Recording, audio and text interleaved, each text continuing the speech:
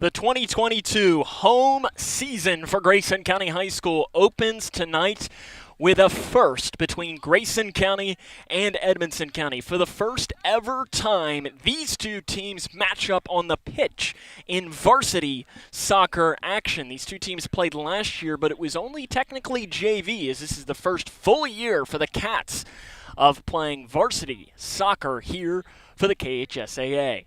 And a good evening and welcome to a overcast Grayson County High School. We are doing the anti-rain dance here at the Grayson County Soccer Complex, as it has turned out to be actually a very nice night here. Sam Gormley with you, as this is our very abridged pregame show, getting you ready here for Grayson County and Edmonson County, a girl-boy doubleheader. So game one will feature the Lady Cougars and the Lady Cats.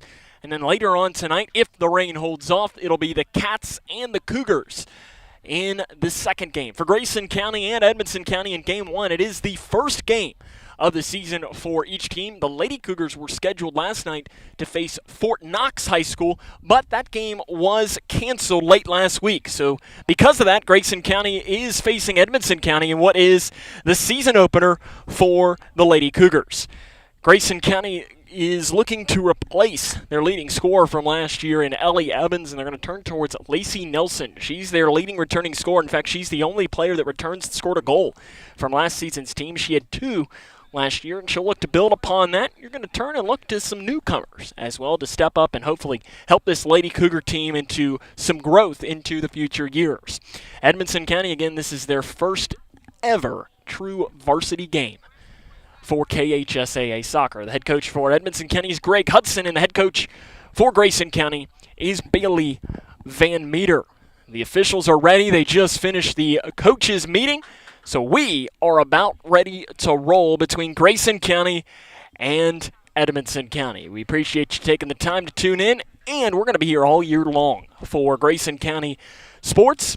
As for the Lady Cougars, we'll be back here again in fact, it's going to be a while since we're back here for the Lady Cougars, but we'll be back on consecutive days, September the 19th and September the 20th, as back-to-back nights they'll host Butler County and Breckenridge County. For the Cougar boys, we will be back here again in a couple of weeks, as they are going to be playing a game against Meade County and then a game against Butler County as well. We're close to getting underway, but we're going to step aside and take a quick break, as this is Lady Cougar Soccer on K105. Hi, can I help you? I just wanted to say thank you. Bye. Can I help you? Yeah, just wanted to say thanks. For what? For all the money that's been flying out of your drafty windows and doors this winter. It's just so generous of you. So, we wanted to say thanks. We? Yeah, the whole neighborhood's here. Stop throwing your money out the window. Visit us at Future Designs Building Materials on Quarry Road in Litchfield. We know windows and doors. The builder's choice. Connection. It's the name of the game in Grayson County schools. Connection with students, with colleagues, with community, through relationships, through partnerships, through small daily acts, through high-impact programs at all levels. Connections that teach, that encourage, that build confidence, that show together we can, preparing students for life, equipped with real and real-world skills for success. Together, we are GC Connected. It's time for soccer here in Litchfield. The Grayson County Lady Cougars and the Edmonson County Lady Cats, their first ever varsity matchup between these two teams. We appreciate you taking the time to tune in. It is year number 4, the fourth full year of K105 digital productions coverage of Grayson County High School sports, and we are underway here in the 2022-23 regular season between Grayson County and Edmonson County. And the Lady Cats started with the ball, but the Lady Cougars are going to take it back, and they are going to start off with a potential early possession, as it's Abigail Pennington down here on the near side, as the Lady Cougars looking to build upon last season where they only won 2 games. As they'll try to this is one of those years that it's in a way you could call it a rebuilding year. As they're trying to continue to build this program here into the future years. They got some young talent as well that'll try to step up, as keeping it just from going out of bounds is Spears for Grayson County. She takes it up the near side. And it's still alive, rolling into the corner. Will they get there before it goes out of bounds? They will not. And we'll have a goal kick early on here for the Lady Cats of Edmonson County. Sam Gormley with you on the call, though, today, as we appreciate you taking the time to tune in to tonight's coverage on K105 Digital Productions.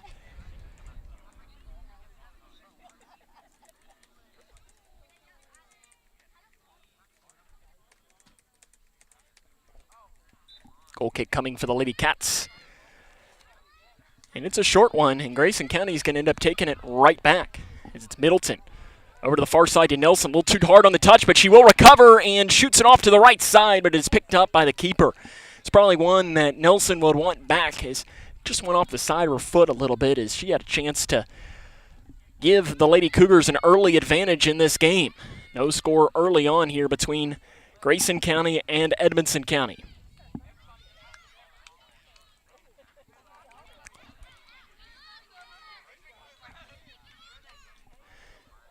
As it rolls in here, and the defense misses the ball, but right there to pick it up is Edmonson County, the keeper.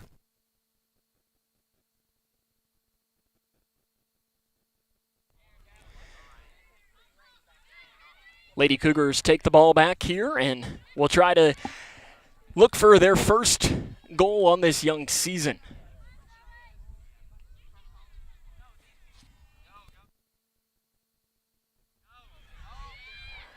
Edmonson County now with it, but they're Lindsay able to kick it back off, and here comes the push now for Grayson County. Ball up to Nelson on the far side. She chips it into the middle to Pennington. Pennington tries to get around the defense back here to the near side. The ball goes up, and we are going to have a handball. It looks like it hit off of the arm of one of the Lady Cat defenders, as Lady Cats are in the road white jerseys, I already made my first soccer faux pas of the season. If you had 2.5 minutes into the year on your bingo card, you were correct. Is the kit. As that one's off the chest of the keeper inside for Edmonson County. She's going to dive down to pick it up. As the Lady Cats are in the white kit, Lady Cougars are in the navy blue kit. There we go. I am more proper in my soccer terms as we are on the pitch here tonight. As a slow roll of thunder claps overhead, but hopefully that weather will hold off, as we didn't end up having any rain at the high school, as we have been out here since about 3:30, and nothing has ended up dropping us. In fact, we have two players hit the deck on the far side. Nelson and one of the Edmonson County defenders did, but it looks like they just said play on, and I like that early on from an official, and it goes out of bounds. We're going to have a throw in for the Lady Cats on the far side of the field.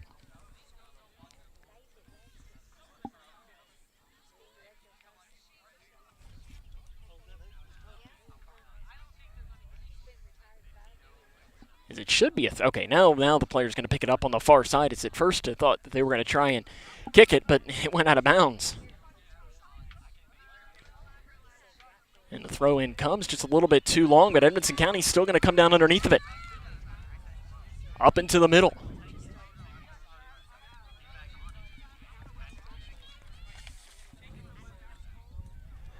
As on the far side, the ball rolls out just out of the reach of Kinley Cook. And this is Lady Cats' first varsity game. So last year they were in a transition year of JV. They kind of had some games that could have technically been varsity, but this is their first full varsity year, and this is the season opener as they scrimmaged last week. Grayson County as well scrimmaged a game last week against LaRue County. Up the far side, that ball rolls out of bounds right in front of the Edmonson County bench, and it's going to turn into a throw in here for the Lady Cats, or for the Lady Cougars, rather, of Grayson County. And the official on the far side is talking to somebody. As I'm not entirely sure what, I guess maybe he's backing the throw-in up to make sure it goes to the proper place. So the throw-in was thrown in by England for Grayson County.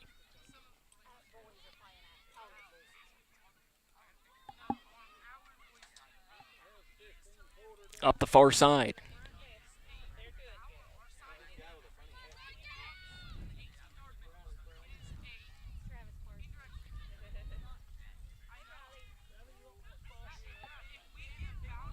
Into the air, Lady Cats defense. A spinning kick, And it goes through. Grayson County, not a great touch on the inside by Middleton. She takes it away from the defender, rolls it in, and there to back it off is the Edmonson County defense, but taking it away inside and picked up by the keeper.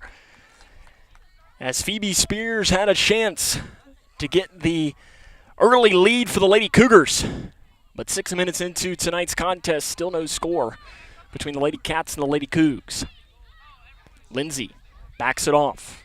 Into the middle, Sneed gets around the defender, touches it up, back into the middle, and the defense, it goes back now to the near side to Middleton and rolls off, and it's going to roll down the little hill, and that's always the part that I enjoy the most about soccer. And if you've ever watched one of our soccer broadcasts, you know how much we enjoy, as Edmonson County has a substitution coming in, how much we enjoy the relationships that we create with our friends of the ball kids.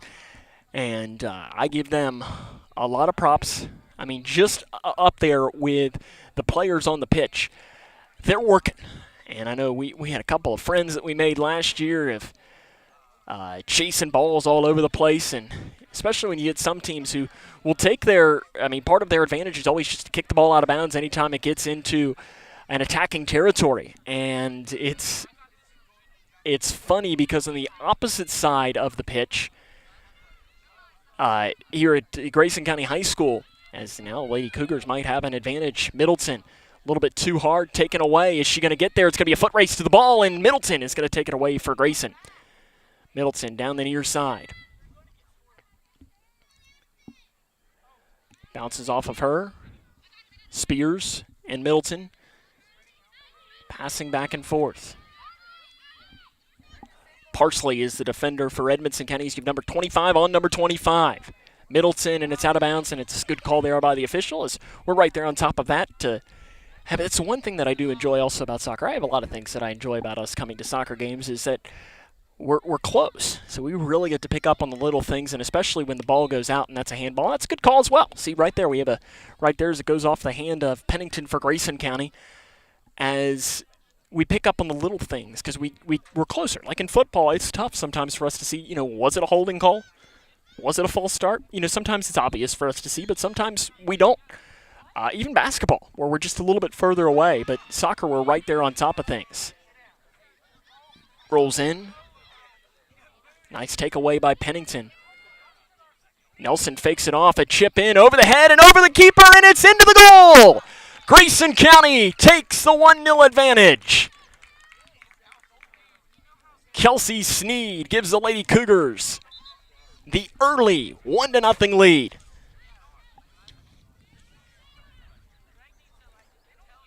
That is how you want to start if you're Grayson County.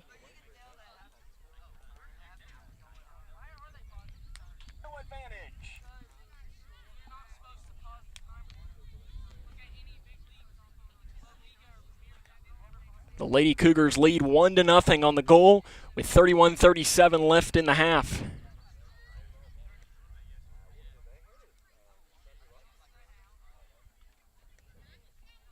Kelsey Sneed chips it in.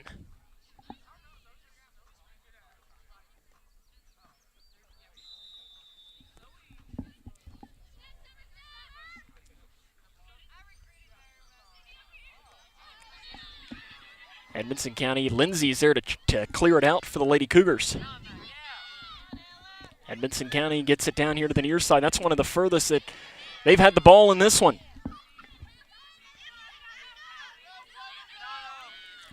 Here comes Pennington down the near side.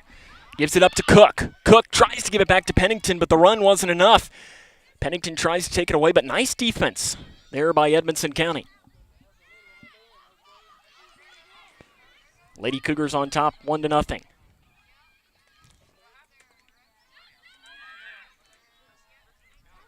It's now Summer Flores, the 8th grader, in for Grayson County. On one of the far sides is one of your forwards.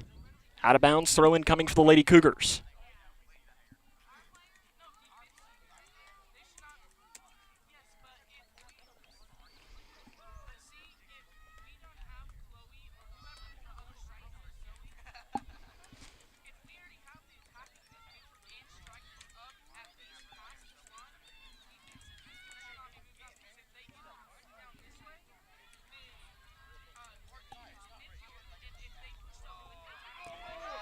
On the inside, Sneed going for another one, rolls and picked up just before the goal line. And just before it goes in, Kelsey Sneed almost had her second in just as many minutes.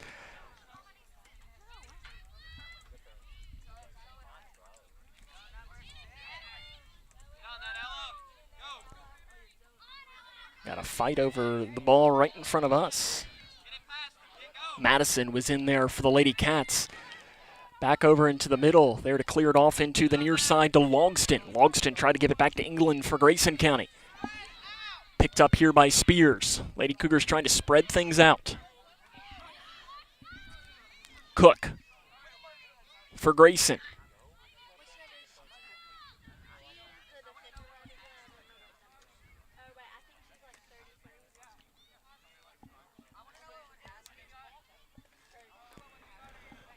Over on the far side, rolls out, and we're going to have a goal kick coming here for Edmonson County. 1-0, the Lady Cougars lead on the Kelsey Sneed goal early on in this match.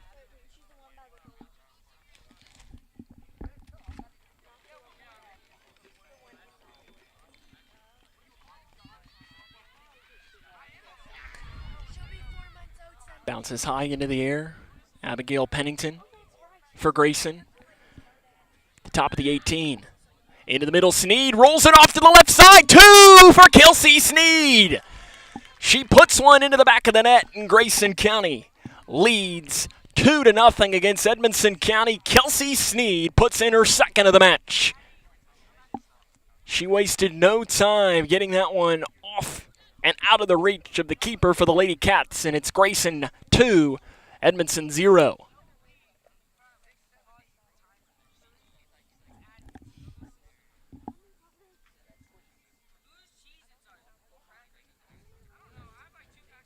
Bailey Van Meter happy on the sideline. Grayson County getting the early advantage. This is one of these things. Lady Cougars struggled last season. Struggled to score consistently as well. That's got to feel good for this team. They wanted just a good way to start and a good way to get things rolling. And Kelsey Sneed immediately right on cue. Kicks it and it goes out of bounds, but I think if you're Bailey Van Meter, you like that effort. Sneed showing something, and she showed spurts of it last year.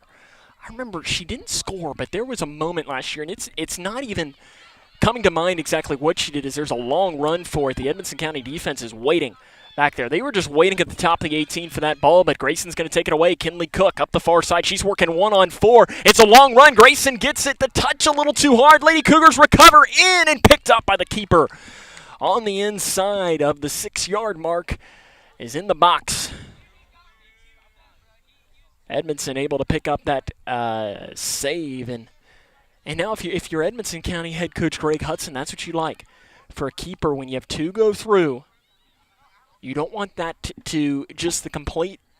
I mean, it's in any sport where things go bad. The last thing you want is the things to go real bad. I mean, you see that time in football. You see that time in basketball.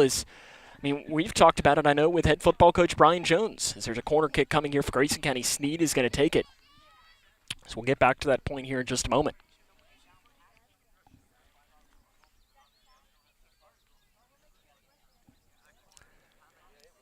As it rolls in on the inner side of the box.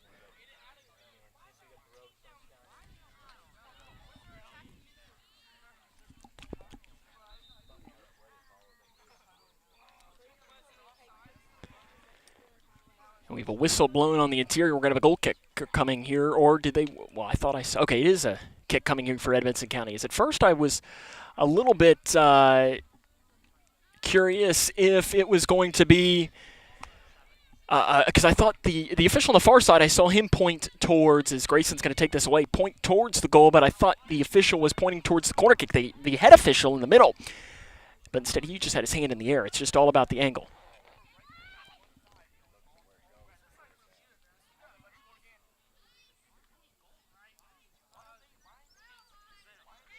As up the near side of the pitch comes Edmonson County. Ball up and it rolls off. Throw in coming here for Kelsey Sneed. Sneed is having herself a day so far. She's got 2 goals early on in this match. But as I was saying earlier, Snead, she had a moment last year, and it is escaping me as to what it was. But I remember praising her. And it wasn't a goal. It might have been an assist. It might have been a good defensive play. It was something. But I just remember being like, wow, like what a play by her. As here comes the throw in for Snead. She gives it up to Lacey Nelson, and Nelson just a little bit too much on the run, and the ball rolls past her. Edmonson County defense trying not to allow the Lady Cougars to take a 3-0 advantage. Rolling out to the far side, spinning it around on the inside, shot off to the right side, into the back of the net. Summer Flores, the 8th grader, gives Grayson County a 3-0 advantage with 25 minutes remaining in the first half. An 8th grader, her first career varsity goal.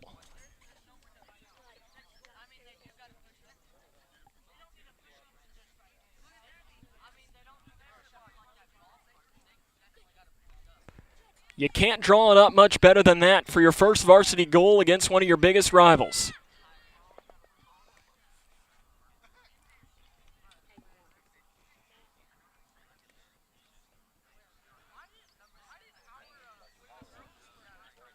Edmonson County will tip this one away now as Grayson has the advantage.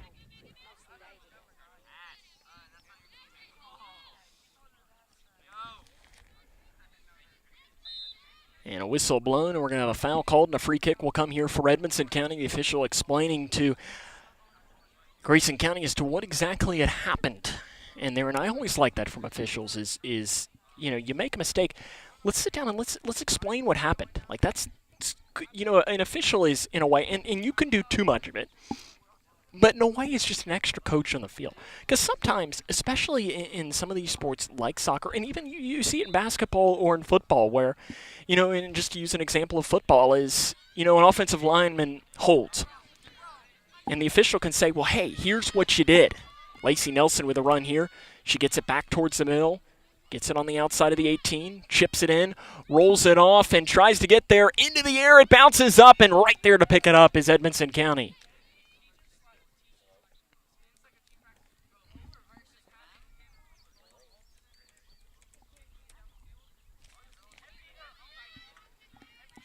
Kelsey Snead with it.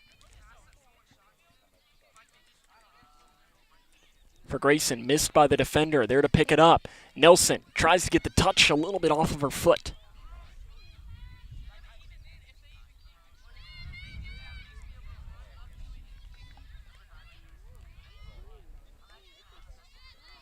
Rolls off. Into the middle, Spears.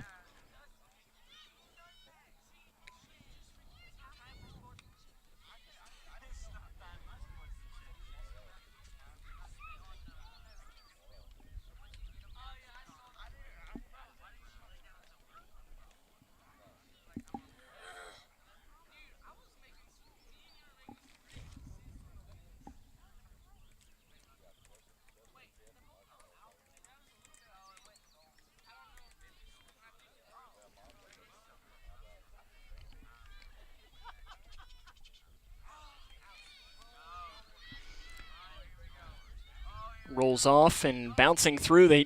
Both teams kind of need to spread up, and there to clear it. Nice job. Piper Spears back there to make sure that attack didn't go any further for Edmonson.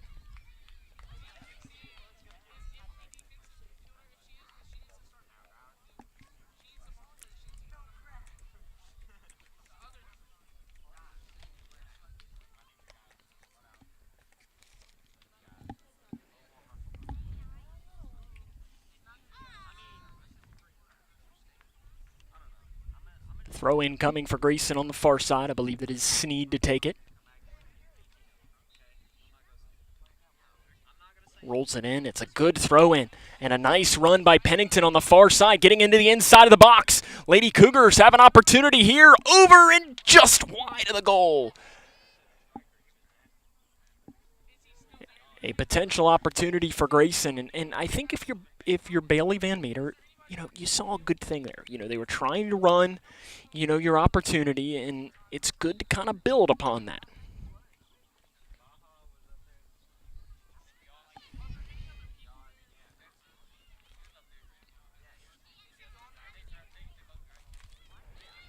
Bounces off, rolls through. Kinley Cook to the near side, Nelson. Off and nearly a handball on the inside of the box, which would have been a PK for Grayson, but just missed the ball. In fact, it's almost impressive that the Edmonson County player didn't get it. Hallie Harden into the middle, ball up, and now potential run. Lindsay with nice defense for Grayson. She shut off the run from Pandolfi from Edmonson County. Nelson sends one in over the head, and there to get down underneath if it was the keeper. She looked like a center fielder diving in to grab that, or maybe, a punt returner. Making sure to get the fair catch.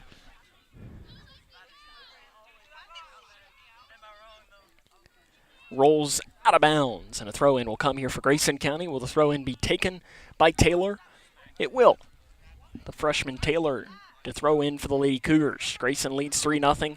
2 first-half goals by Kelsey Sneed and 1 from the 8th grader, Summer Flores.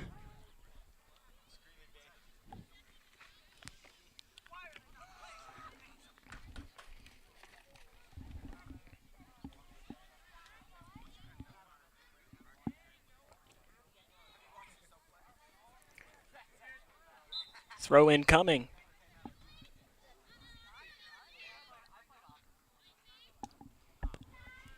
Another out of bounds, so one more throw will come here for the Lady Cougars. We're just past the halfway point of the first half. It is 3-0. Grayson County leads Edmonson County here in game 1 of our doubleheader, so I guess in some instances you could say we're 1/8 done for the evening. Sam Gorley with you on the call tonight. Your K105 Digital Productions crew is Alex Cook, Cody Brock, and your director is the world-famous Grayson County football manager, Cole Snyder. He says he's better than the other one. I don't know, though. It's tough company to keep. 19-20 to play in the first half. I'm pretty sure if I asked the other manager, he would say he's better. On the inside, rolls through, and the keeper, it's going to be a foot race to the ball, and the keeper beats on the inside Middleton, who almost had her first career goal there. 19 minutes left here in half number 1, 3-0. Good kick up there by Edmondson on the inside. I tell you, the clouds are a little dark towards the south here at Grayson County High School, but behind us it looks very nice, and it is a very comfortable night. As right on cue there was a flash of lightning, but I got to be careful because a couple of years ago, I got to get kind of quiet here as that rolls in and the keeper picks it up. As a couple of years ago I said that, and the official heard me, and he put us under a lightning delay. And it was not bad weather at all. So I got to be kind of quiet because I know they're trying to get this game in. And the last thing I know we want is can you keep going into weather delay. Nelson here for Grayson. Down here to the near side. Tries to get around one defender. Can't get around the second. Waiting for help. They're trying to take it away. Rolls off. Shielding off is Spears. Down here to the near side, and it'll go out of bounds. Just out of the reach of Turner. We're going to have some substitutions for Grayson County. Piper Spears will re-enter the game.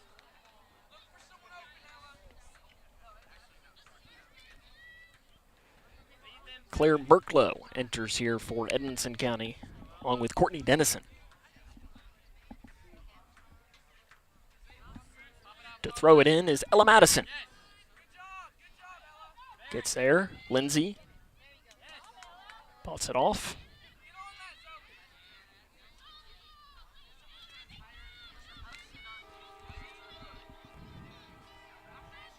I do see here we do have somebody that is chimed in on the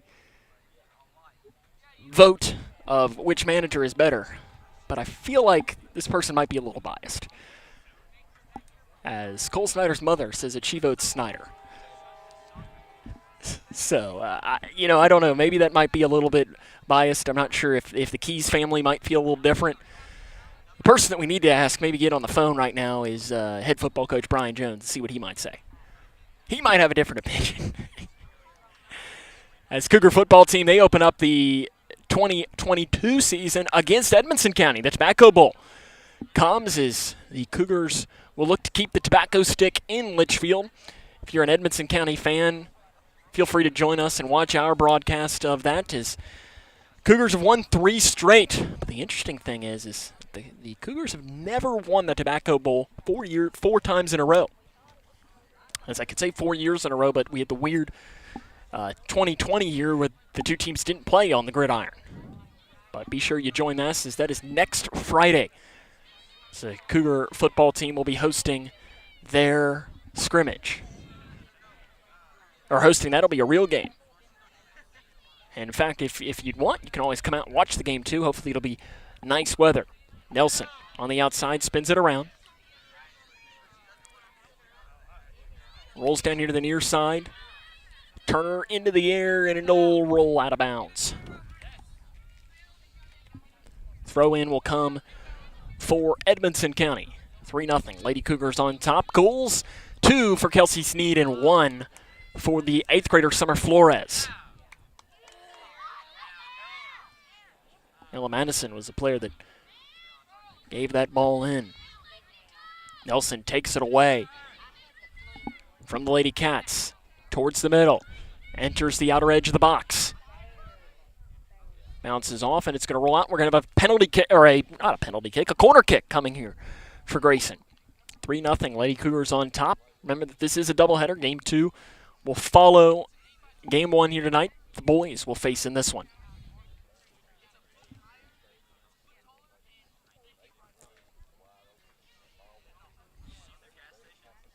It'll be Nelson on the far side to take the corner for Grayson County.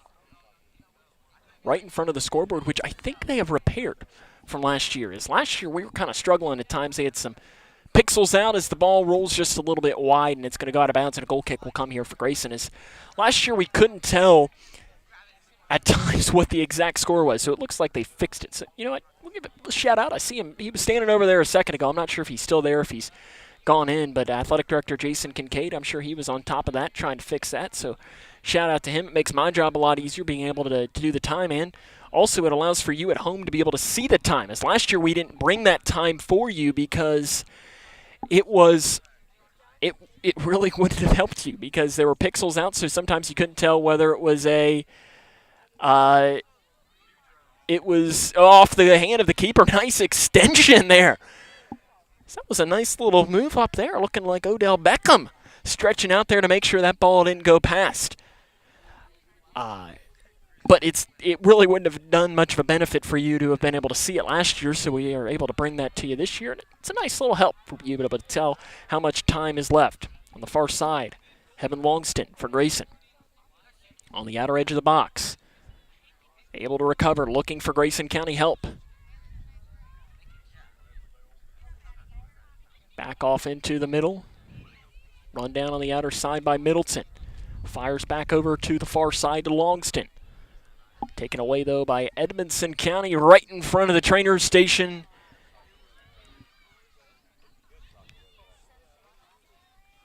As we approach the 13-minute mark to go here in half number 1, and we're going to have a substitution in here for Grayson County. Is going to be Sierra Sikora.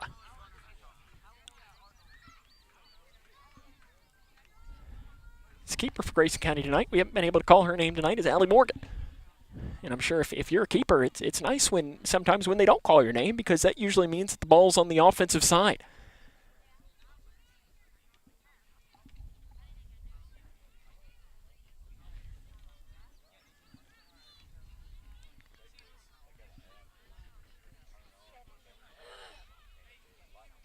On the far side, roll out, throw in coming here for Grayson. More subs. Summer Flores re-enters. She had her first career goal earlier on this evening. And checking out. Also in, I believe, is Kinley Cook for the Lady Cougars on that far side.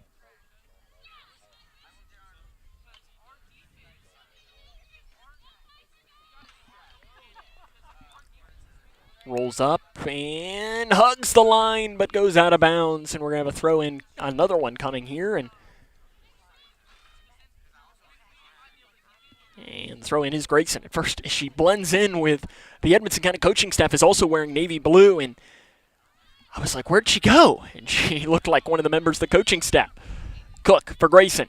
Right up the middle, but nice defense by Edmondson, and the ball is spinning like a top on the outside. Rolls on the inner side. Cook gets it back into the middle. It's a run for it. Chipped up into the air by Middleton. Middleton with her back to the goal. Turns it around. She had 3 defenders on her. Nelson rips it in and into the back of the net. Lacey Nelson gives Grayson a lead, and it is 4-0.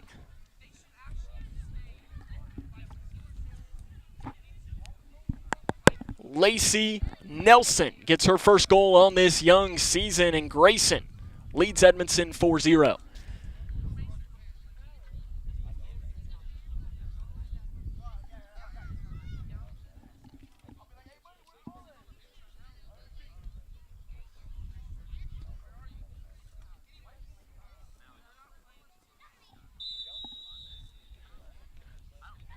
Good offensive showing early on here for the Lady Cougars here against, in every other sport, it's the biggest rivalry, and they have not played really enough on the pitch to create much of a rivalry yet, as this is the first only varsity game, but I'm sure it won't take much time for this rivalry to be just like the rest of them. Lady Cougars have numbers. Up the far side, Summer Flores. She's already got 1 goal into the back of the net today. She enters the outer side, gets around 1 defender. Flores rolls one in, defense kicks it right back to her. Taking it away, rolls in, falling down, but picking it right back up as Henderson rolls in and picked up on the inside by Edmonson County.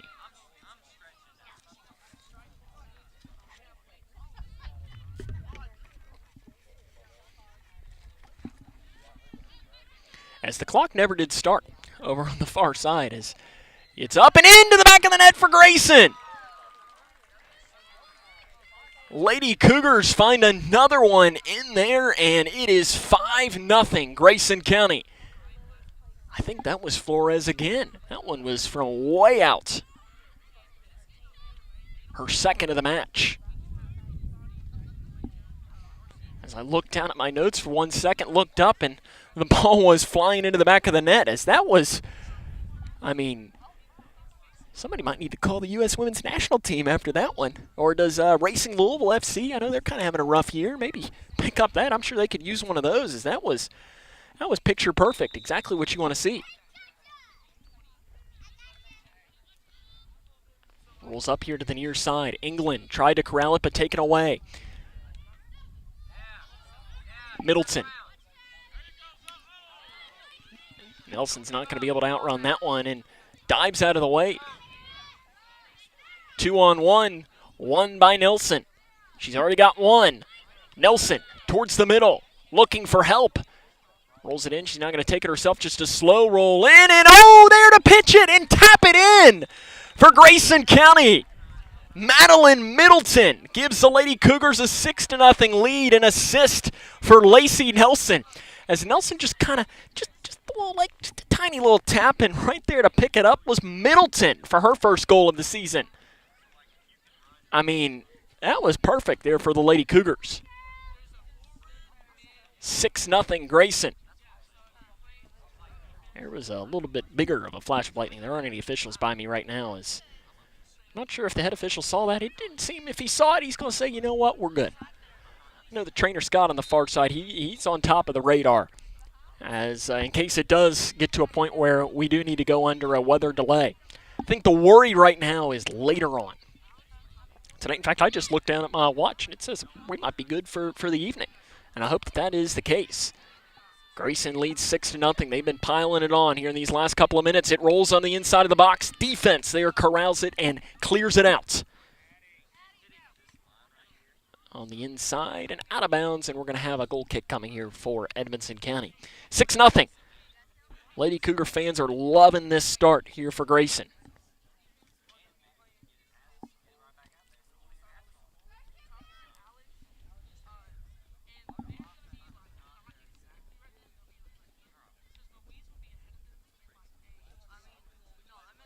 Up on the far side.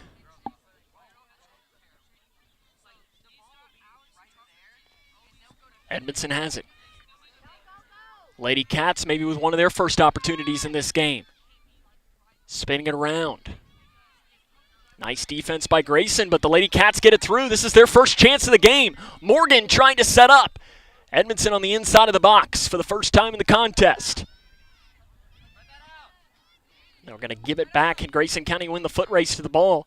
It's saved by Harden on the far side, but rolls out in the defense for Grayson. Might turn into an opportunity on the far side. Flores loses it, taken back by the Lady Cats. Back and forth these two teams go.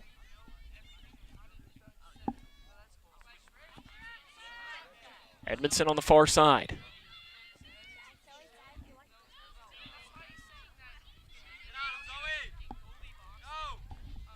Running it is Spears. Pennington down into the near side. Just not enough on it to get it to Nelson, who already has a goal and an assist in this match. Flores on the far side. She's got 2 in this game. Both her and Kelsey Sneed both have 2 goals apiece into the game for Grayson County. Caitlin Morgan, the freshman. First varsity minutes for her.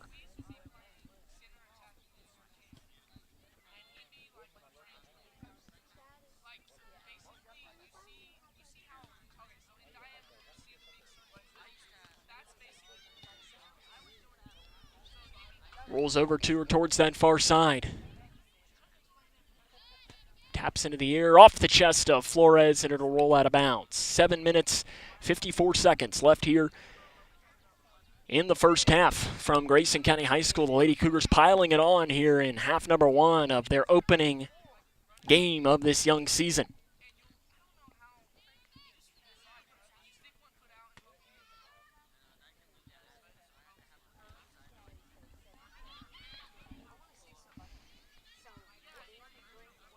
Players hit the deck left and right.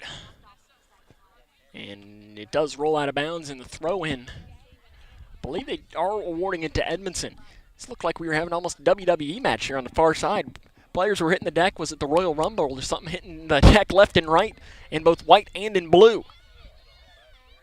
On the inside, just off the touch of the Edmonson County striker. And now Grayson with a chance here to add to their lead. Setting up the attack.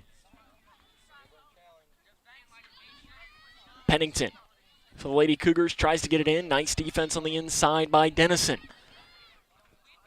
Dennison trying to shield off the pass. Nelson down into this near corner.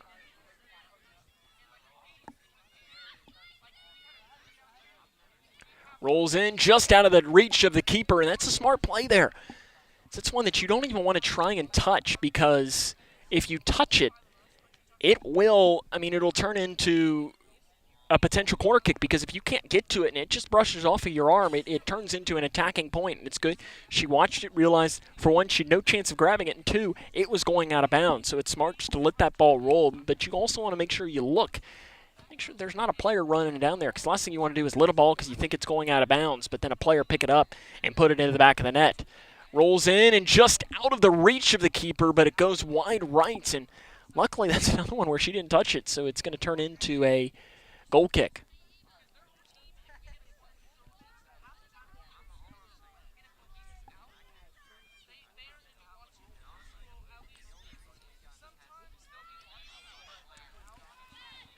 Rolls up over to the far side. Chips in and off the hands of the keeper, rolls in. Did she get it before it went out? They say she did. It was close. The recovery on the inside.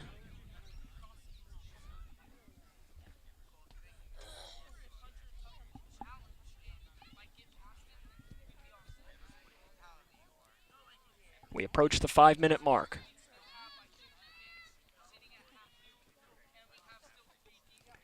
Bounces up, off, rolls in, and a fight for it, and it is picked up there by Edmonson on the inside. A busy game early on here for the Lady Cats.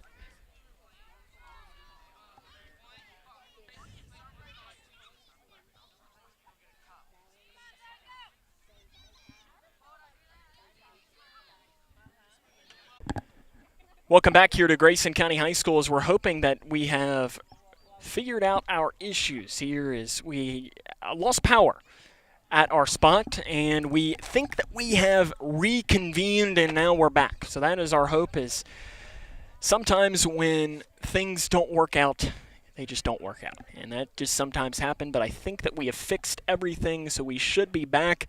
So if you see us in some instances and you're watching with us on Facebook or on YouTube, just let us know, hey, yeah, it's working. We can hear you. Everything's good, as we're hoping that we have figured out the issues that we had. Is, again, we lost power at our spot, is we're trying to fix that issue. I'm not sure if, as we're having to, there's not a power spot that is close. So we're having to loop together about 25 extension cords to get to our spot, and one of it goes across a road, so I'm not sure if somebody might have just driven their car over it and that just pressure did, but we've got one of our Digital Productions crew member that is out there trying to figure out what the issue was and make sure it doesn't happen again. Grayson County, though, leads 6-0 at the half. As coming up on our halftime show, we'll run down what you missed. You didn't miss anything in that last 3 or 4 minutes. Luckily, you got to see all of Grayson County's goals in the first half of play. But first, pay some advertising and take a quick break, because this is Grayson County Lady Cougar Soccer on K105. Hi, can I help you? I just wanted to say thank you. Bye. Can I help you? Yeah, just wanted to say thanks. For what? For all the money that's been flying out of your drafty windows and doors this winter. It's just so generous of you. So, we wanted to say thanks. We? Yeah, the whole neighborhood's here. Stop throwing your money out the window. Visit us at Future Designs Building Materials on Quarry Road in Litchfield. We know windows and doors. The builder's choice. Connection. It's the name of the game in Grayson County schools. Connection with students, with colleagues, with community, through relationships, through partnerships, through small daily acts, through high-impact programs at all levels. Connections that teach, that encourage, that build confidence, that show together we can, preparing students for life, equipped with real and real-world skills for success. Together, we are GC Connected.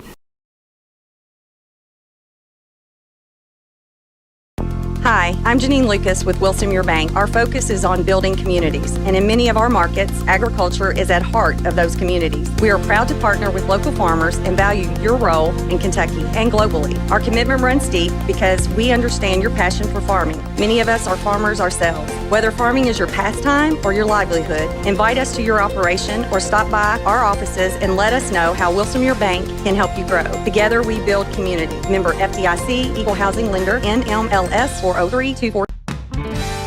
When caring for a family member, their state of health is continually on your mind. And when they're faced with a health concern, you'll do just about anything to make them feel better. Rest assured, their feel better starts right here at Midway Pharmacy. We take our time to get to know all about your family's health history, provide you with educated advice. So when someone's counting on you to help them maintain a healthy lifestyle or to overcome that untimely sickness, remember,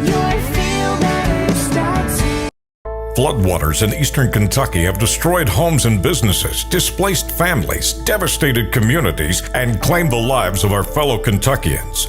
Radio and television stations across the Commonwealth have united as one voice to help our fellow Kentuckians in need.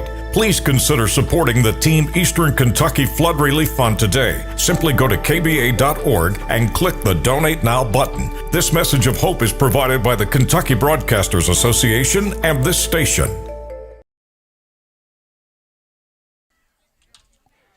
Welcome back here to Grayson County High School, where the Lady Cougars lead Edmonson County 6-0 here at the half. As the Lady Cougars got goals, 2 from Summer Flores, 2 from Kelsey Sneed, 1 from Lacey Nelson, and 1 from Madeline Middleton to pace the way here for Grayson County. As we apologize again for a little bit of issues that we had there at the end of the first half of play, as we lost power to our broadcast booth, and we tried to get it fixed as quickly as we could, and luckily, I guess if there was a time to do it with 3 minutes left in the first half, is probably as good of a time as we potentially could have had. Grayson County leads this again. The score at the half is 6-0. They lead Edmonson County. A really strong first half of play as the Lady Cougars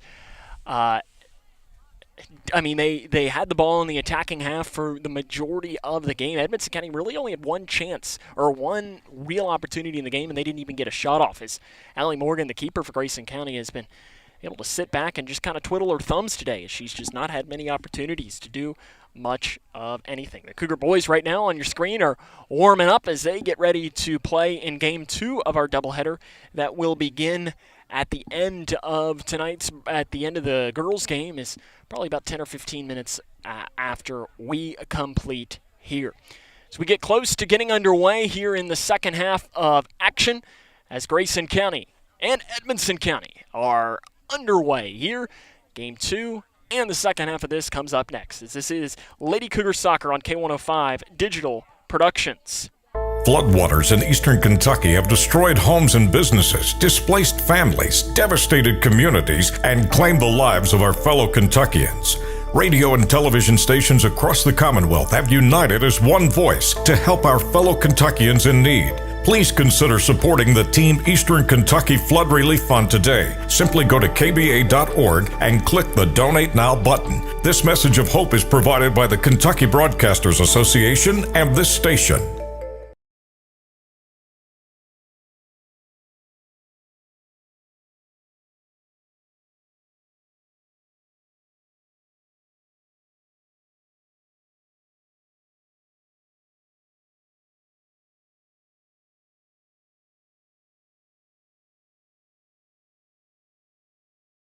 Hi, I'm Janine Lucas with Wilson Muir Bank. Our focus is on building communities, and in many of our markets, agriculture is at heart of those communities. We are proud to partner with local farmers and value your role in Kentucky and globally. Our commitment runs deep because we understand your passion for farming. Many of us are farmers ourselves. Whether farming is your pastime or your livelihood, invite us to your operation or stop by our offices and let us know how Wilson Muir Bank can help you grow. Together we build community. Member FDIC, Equal Housing Lender, NMLS, or When caring for a family member, their state of health is continually on your mind. And when they're faced with a health concern, you'll do just about anything to make them feel better. Rest assured, their feel better starts right here at Midway Pharmacy. We take our time to get to know all about your family's health history so we can provide you with educated advice. So when someone's counting on you to help them maintain a healthy lifestyle or to overcome that untimely sickness, remember, Connection.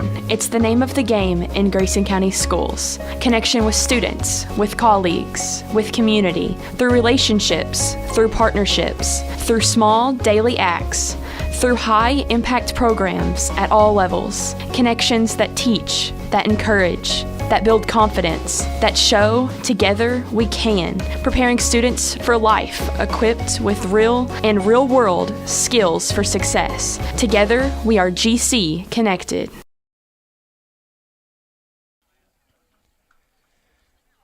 Welcome back here to Grayson County High School for the second half of action, as Grayson County and Edmonson County are here. As Lady Cougars got first half goals from Alexis Henderson, Summer Flores, Madeline Middleton, and then Lacey Nelson, and then two from Kelsey Sneed. So Lady Cougars are on top 6-0 here in this match, and it'll be Grayson County ball to start here the second half of action. Lady Cougars will work from left to right on your TV screen here in tonight's contest. In the second half, if Lady Cougars score 4 goals, they will have mercy rule. So it's a 10-goal advantage that has for mercy rule. And we are underway here in the second half as Grayson County and Edmonson County are here to battle. Lady Cougars in the home Navy kits, Edmonson County in the road white. And you kind of always see that, and that's why it's always interesting that, you know, in basketball and in baseball, home teams wear white, but in football and in soccer, the home teams usually wear a solid, a main color of the team. Falling down, and luckily she is okay, is Mackenzie England for Grayson County. Sometimes those weird falls are ones that can sometimes cause a weird injury, and luckily she is okay. Sneed, ball up, run back here by Pennington. Sneed Ball on the inside, cleared out by Edmonson County's defense. 6-0 Grayson. It was a real good first half of play for the Lady Cougars.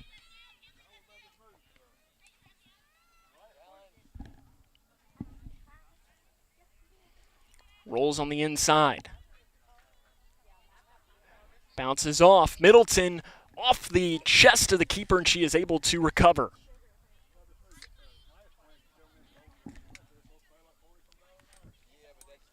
Kick coming for Edmonton. It's a little drop kick. Almost rugby style of sorts. You don't always see that. It's rugby style is when it bounces before you kick it. She just dropped that almost like she was a punter that you'd see in football.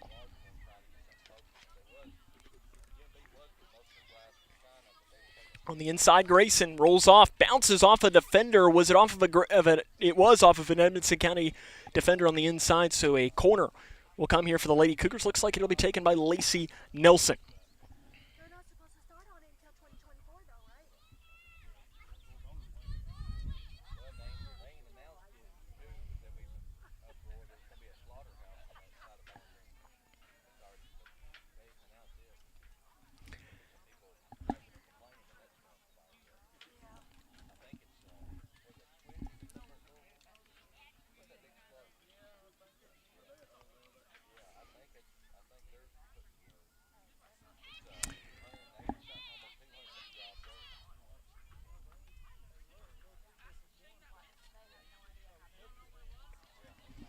Grayson County with the ball over on the far side. Again, they lead.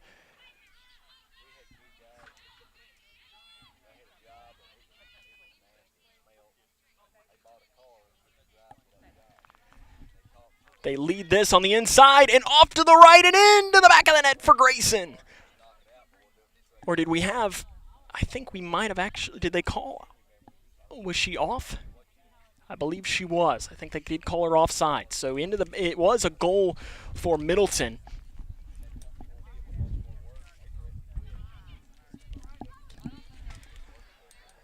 Off to the right side, and a goal kick will come here for Edmonson County. As it is 6-0. Grayson County leads Edmonson County. Game 2 will follow this one. So probably looking at, if this game goes the full distance, probably about 7:20 is the official start time of that one.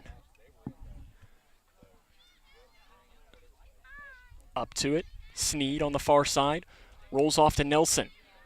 Nelson setting up the offense for Grayson, into the box, cleared off by Edmonton. Nelson gets it back on the outer side of the edge, chips one into the back. Lacey Nelson puts the Lady Cougars up a touchdown, 7-0, 36 minutes to go in tonight's game.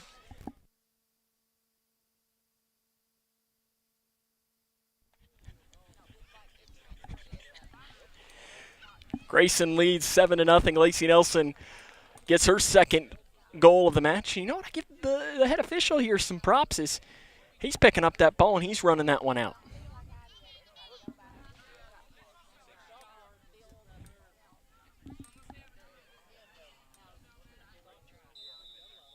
Grayson leads 7-0. They would need 3 for a mercy rule victory. Lacey Nelson, her second goal of the match.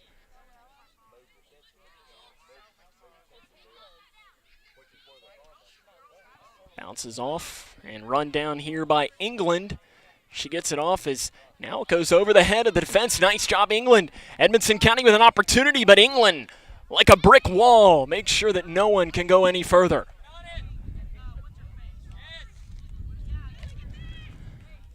The defense for Grayson made sure nothing more. Kinley Cook down the near side. Edmondson this time on the ground.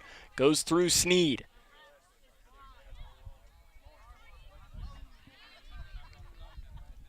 Spears against the defense. Gets around one. Ball up to Cook. Down the near side, it rolls through. And off the chest of Cook. Cook on the inside. Cook fighting against the defense and kicks it through, but the keeper comes up to grab that for the Lady Cats. 7-0 Lady Cougars.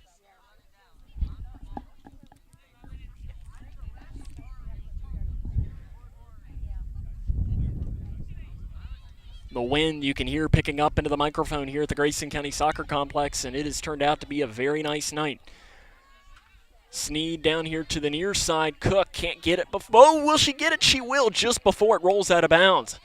I lost the faith, but she was able to pick it up. Rolls down to the near side. Phoebe Spears.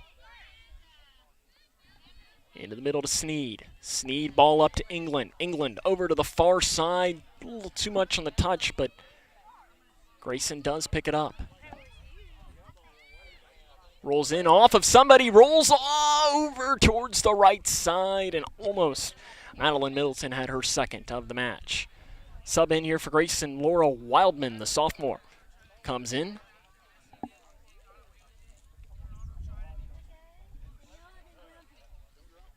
Game 2 of this match will follow.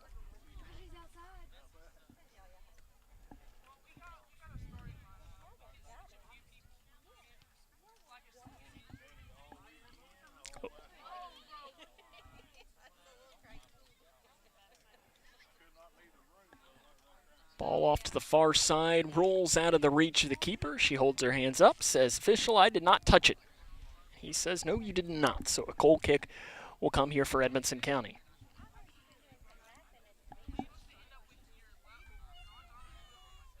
As we look further at that weather forecast, it looks like things are clearing out, so it looks like we might be able to get both games in tonight. That has always been the worry. It always looked like we were going to be good for Game 1, but Game 2 was always the worry. It says that we might have a chance of some rain in the 7 o'clock hour, but it no longer says storm, which is a good thing. We can live with some rain. Just means that the K105 Digital Productions crew gets wet, and that doesn't bother me. I'm sure if you're watching at home, it doesn't bother you either. Builds character.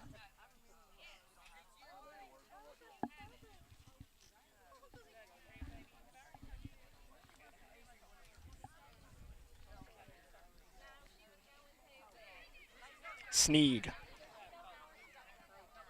Far side. Nelson. Nelson weaves through, chips one over and into the back of the net. Get your hats out. That's a hat trick for Lacey Nelson, and Grayson County leads 8-0.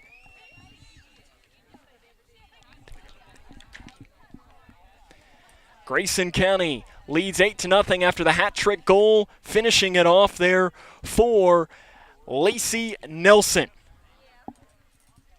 Exactly what you want to see for the Lady Cougars.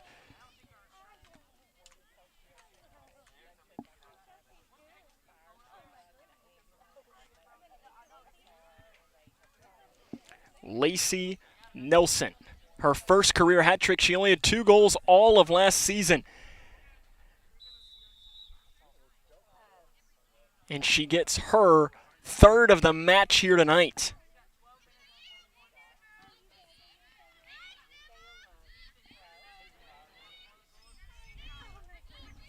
Lady Cougars now 2 away.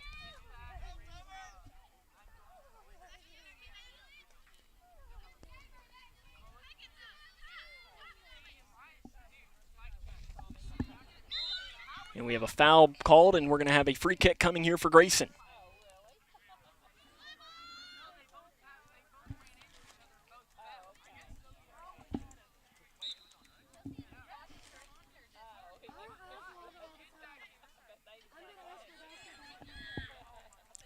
Over to the far side on the kick, and we'll have a goal kick coming here for Edmonton.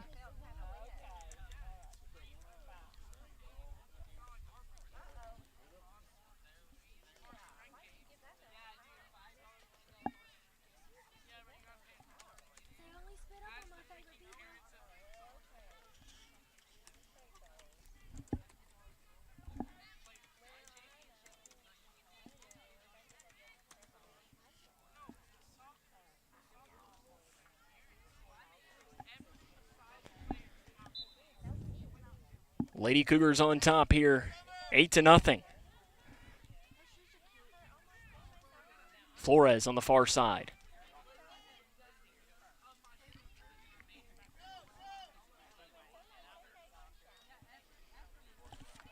Flores into Pennington.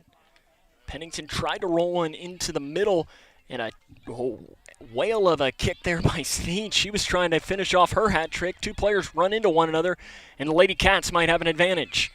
But the defense, again for Grayson, not letting, as that was Heaven Longston, not letting Edmondson get any semblance of movement there as that one goes out, and we'll have a throw-in coming here for the Lady Cats as we approach the 30-minute mark. It is 8-0. Grayson County is, again, if the Lady Cougars put 2 more goals in, that would be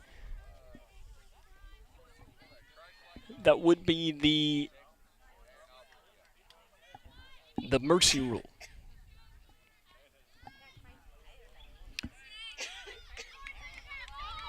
Here come the Lady Cats. Pandolfi up here to the near side to a number 7 who I don't have on my roster, and kicked out. And that's good defense by Longston. Ends the opportunity, makes Edmondson now attempt to throw in.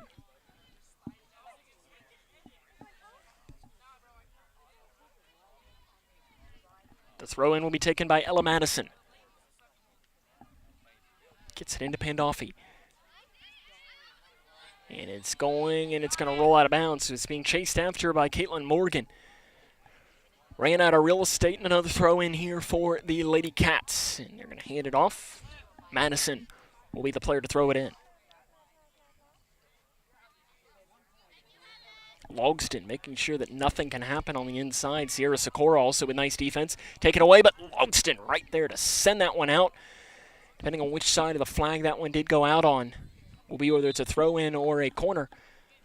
And what it's going to be is some substitutions. Mackenzie England re-enters for the Lady Cougars, as will Pierce. Ava Pierce enters for Grayson County. I know she's recovering from a knee injury. It's good to see her back out there in action.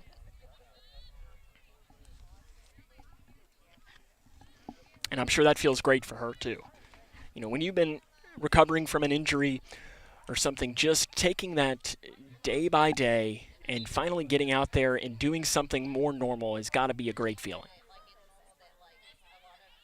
On the inside, Edmonson County that was their first chance on the inside of the box today, and it rolls out, so a corner will come, the first one of the game for the Lady Cats. It's a really nice crowd here tonight at Grayson County High School. This is one of the bigger soccer crowds. I know it's a doubleheader, but this is one of the bigger ones that we've seen. The Edmonson County faithful as usual. And on the inside, cleared out. Nice defense by Grayson as that was Morgan.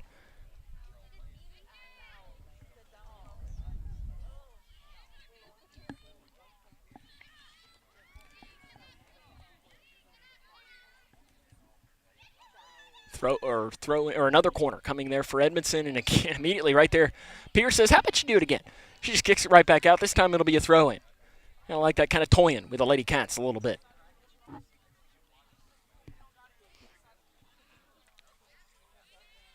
Rolls through. Pierce clears it out. Really good ball up to Grayson County. The Lady Cougars could turn this into a chance if they want. England up the near side. She's got a run on it. Keeping her head up. Sends it through the middle off the touch of an Edmonson County player to the far side, Pennington. Pennington sets it up in the middle. The defense for Edmonton tries to get it, and it rolls off to the right side and picked up by the Lady Cats. That was a good attack there by Grayson County. They sent and started coming down this near side with the ball.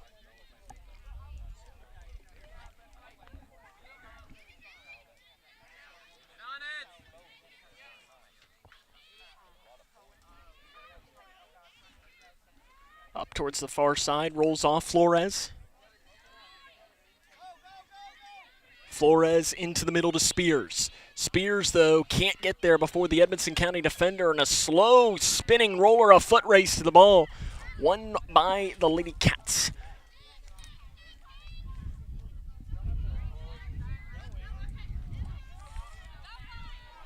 Chloe Pandolfi with it. Defended by Longston, and she kicks it right out. I think that one went right in between two fans. So the fans line up in their lawn chairs across the side, and luckily, that one could have been one of those that could have been a lot worse.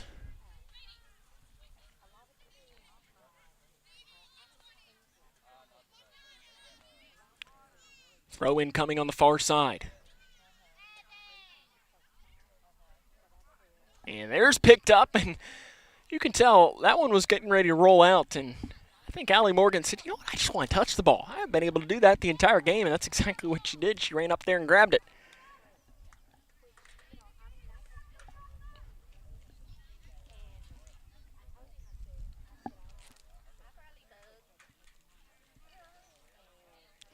Here comes the kick by Morgan, her first one of the game. Goes about 25 yards, and that was a handball, and they're going to play advantage. As that one, as Emma Claire Skaggs reached her hand up to grab that and immediately kind of put it behind her and said, nope, no one saw that, but the official displays advantage, which is the right move there, and Grayson County has it. England down here to the near side. Spins over to Flores. Flores on the inside. They play advantage again. She weaves through. Flores chips it through, almost through the hands of the keeper.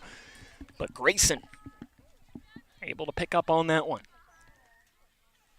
It's nice defense there to bend but not break for Edmonson County.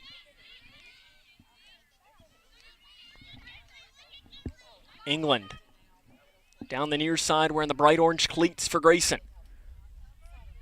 I'm a big fan of those. Big fan of the bright orange cleats. Chips in. Off the right shoulder, Cook through the hands of, or through the legs of an Edmonson County defender right into the hands of the keeper. Grayson County on top 8-0, 24 minutes left here in game number 1 of our doubleheader. We don't always do doubleheaders. It's not something that happens that often. I mean, it happens a lot during basketball season. But during soccer, I think we've only had one other. It was against Butler County, and it was a good night to be a Cougar fan that day.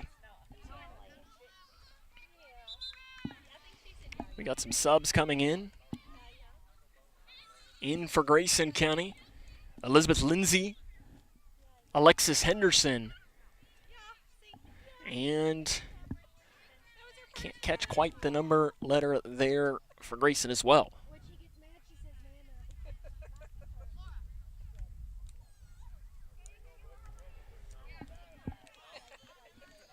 Lady Cougars 8-0 advantage right now is their largest in a match since that aforementioned last doubleheader that we did. As that was against Butler County. They won 10-0 back on August the 29th of 2019. It's the first time that they've had a lead of at least 8 goals.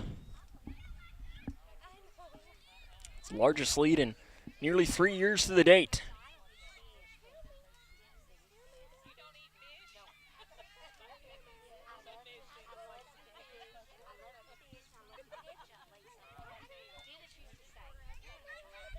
Comes up, weaves through, gets past one, the touch, and off to the right side. I think the defender might have had a foot on it. Did she not? No. They are going to say a goal kick coming here, as I thought on the inside. It might have been Parsley, the defender. No, they are going to.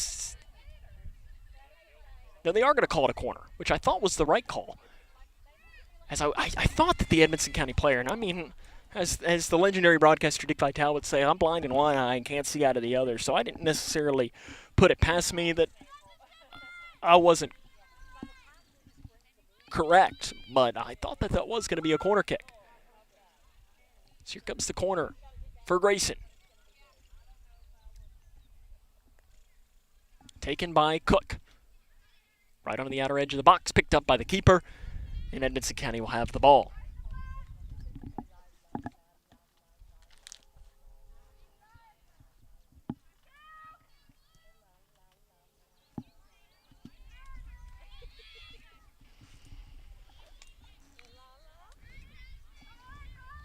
Grayson with it. Flores. Over to the far side, just a little bit off balance was Henderson on the inside. She already has 1 goal in the match. She's the one that ripped one into the back of the net earlier that I thought was Summer Flores, but it was Henderson, and it was a really, really impressive goal.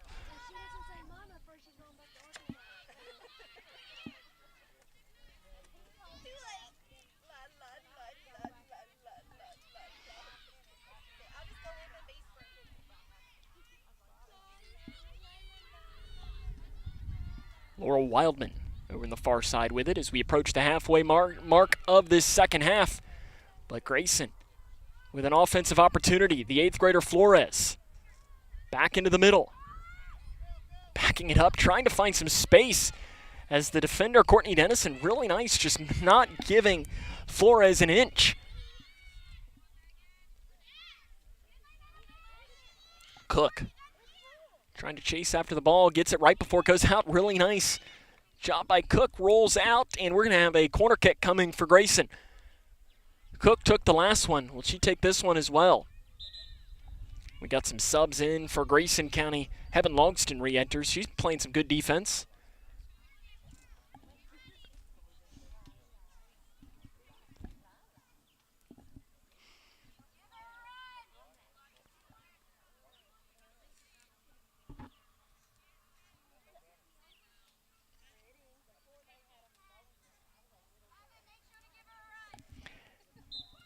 Here comes the corner for Grayson. The right hand in the air.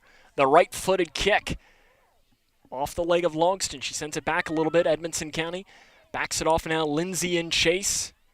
Lindsay wearing the blue cleats. Always like the colored cleats. Makes it a little bit more fun than just straight black. Because you've got some orange. You've got the blue that Lindsay is wearing. Flores. Her foot tries to put one in, but picked up on the knees by Edmonson County.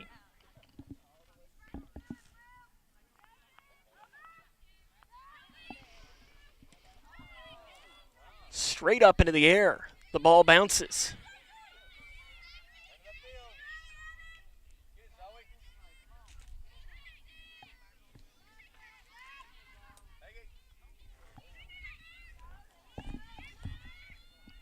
Edmonton, Grayson on the inside. Summer Flores, one-on-one. Flores off to the right side, and it spins, and diving after it is Edmonson County to make sure Flores almost had her second of the match.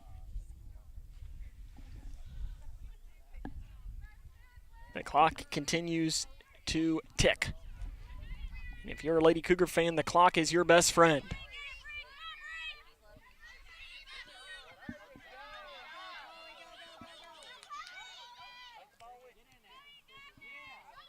Off into the air, Pierce trying to line up against the defense. Up the near side, Emma Claire Skaggs on the inner side. Will she get there before it goes out of the end line? She will. Skaggs trying to reset it up for Edmonton. Defense there, Morgan backs it off now to England. England trying to set it off into the middle to Flores. Flores keeps her head up. Lady Cougars have advantage. Flores to the middle. She's going one-on-one, but nice defense by Edmonson County. I don't have a number 7 on my roster, but I'd love to give her a shout out because that was exactly what you want if you're Greg Hudson. Off into the air, Flores once more. Taps it over to the far side to Henderson. Henderson in towards the middle. Henderson rolls it off. Defense shuts it off.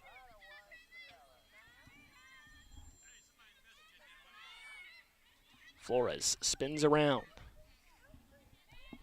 Back to Logston.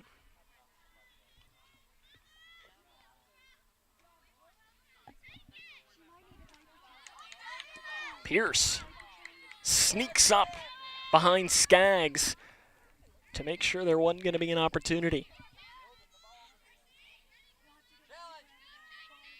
Rolls it off and over to the far side, or we know it is a goal kick. As the ball kind of came off the foot a little weird as substitutions galore. Lacey Nelson, who already has a hat trick tonight, she enters, as does Madeline Middleton for Grayson County. There was one more player. If she turns, I'll give her her name. I think that was Taylor for the Lady Cougars.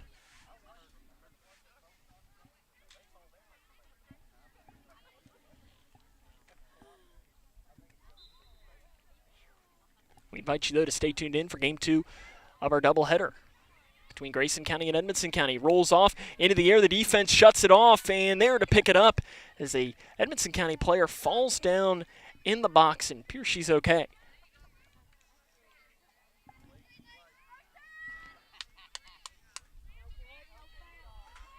Kind of stretching her arm. Pierce, she is okay. Last thing you want to is an 8-0 game is for somebody to get hurt.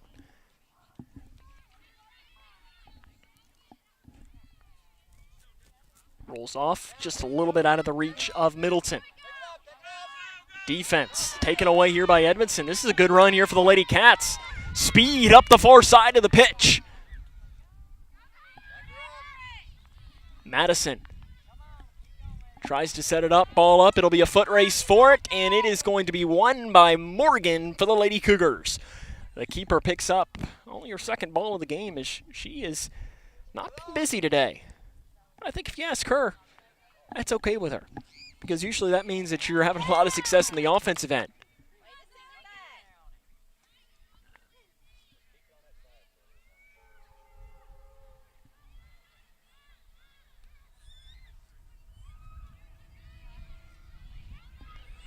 Lacey Nelson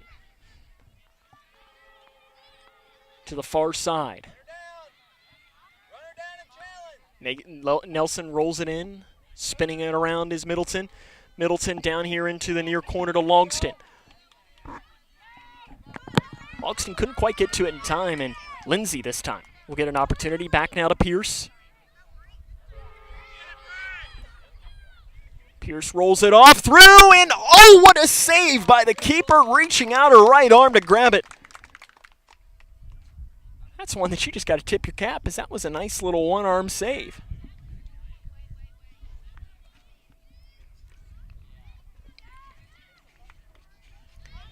Back now, the 14-minute mark to go. Lady Cougar offense has been held quiet over these last couple of minutes. They've gone on spurts, though, where they've scored multiple goals right in a row, and I'm feeling it right here on this position. I got the goal feeling in my fingertips. Nelson spins it around, trying to use the out-of-bounds line as her friend. On the inner side, it doesn't look like it's going to happen this time, as Edmonson County defense over these last couple of minutes has played well. Lindsay off into the middle. Won by Logston. Logston to the middle. Ball off. It's a nice one. Setting it up down here to the near side. Setting it up. And off to the right side. Just a little wide. Couldn't get enough of it. And it's one of those, it's an off-balance shot, and that's really hard to do if you're the Lady Cougars. Our next broadcast for K105 Digital Productions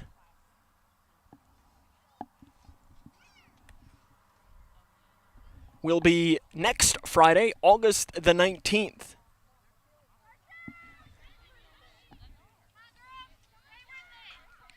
As Grayson County football opens up the 2022 season against, and I've heard, and you watch, and I've heard about this, apparently Grayson County, Edmonson County is kind of a big deal. I've heard about that once or twice. As Grayson has it now, Nelson on the inside. Rolls off the, as it bounced off the foot of the keeper at first. She reaches out with the arm to pull it in tight to her. But I've heard Grayson County, Edmonson County is kind of a big deal. As I look over at our director, Cole Snyder, tonight, is it kind of a big deal? He says it's just a little bit. But that's how you open up the year, the Tobacco Bowl. Grayson County going to try and keep the tobacco stick painted orange and blue. Well, Edmonson County tries to bring it back to Brownsville. So that game will be next Friday night, August the 19th, 7 o'clock here at Cougar Stadium. As the newly renovated Cougar Stadium with brand new bleachers that you can kind of see off into the distance here tonight, as hopefully we get good weather like we have tonight and can enjoy what should hopefully be a great game between Grayson County and Edmonson County. Stand here to the near side, Logston right before it goes out.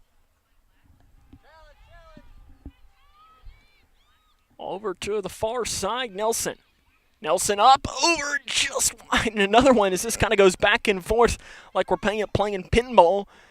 Edmondson waits, has it in the corner, and towing the line, and getting it around. Picking it up, over onto the far side, Henderson.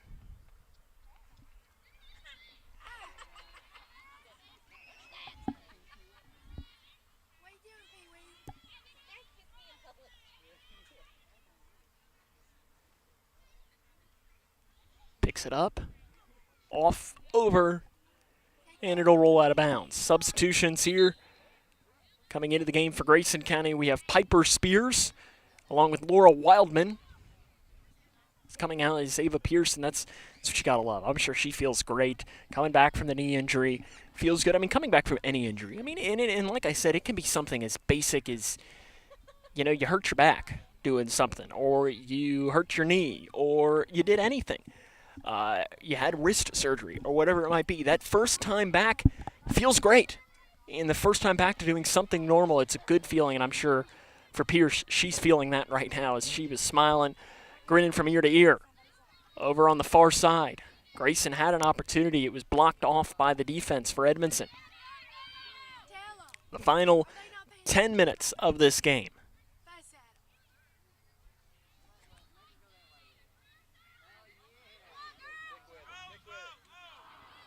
Rolls through.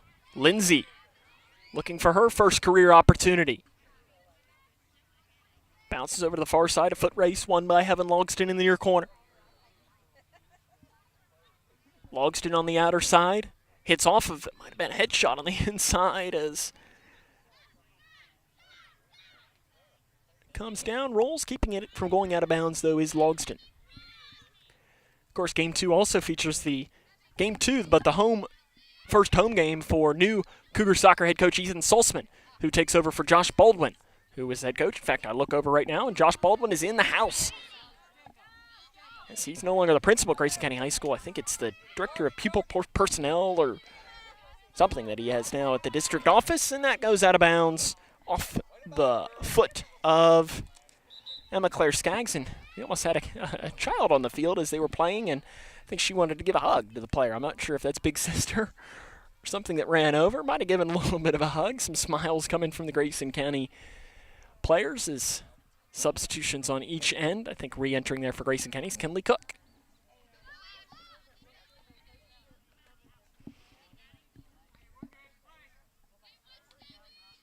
Throw in for Spears. It's Piper Spears. Loops it up to Middleton.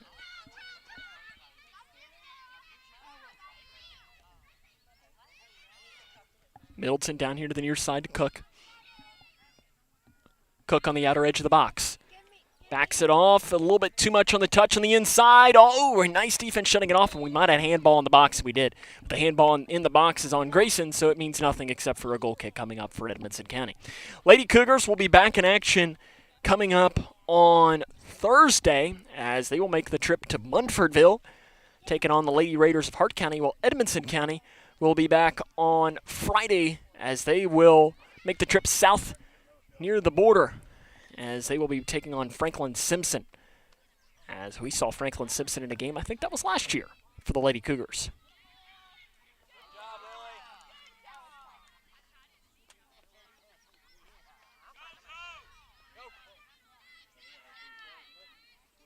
Shutting it off, Morgan.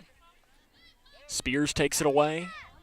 Gives it up here towards the near side, but Skaggs is there for Edmonson trying to create some space, and it's going to be out, and that's a good call.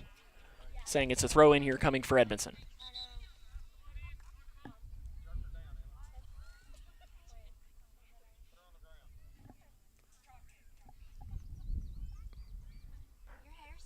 Ella Madison comes in here for Edmonson.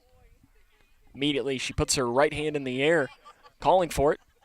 I think they're waiting for the official to say that she's good. Grayson County has Phoebe Spears in, so you've now got Phoebe and Piper Spears each in for Grayson County.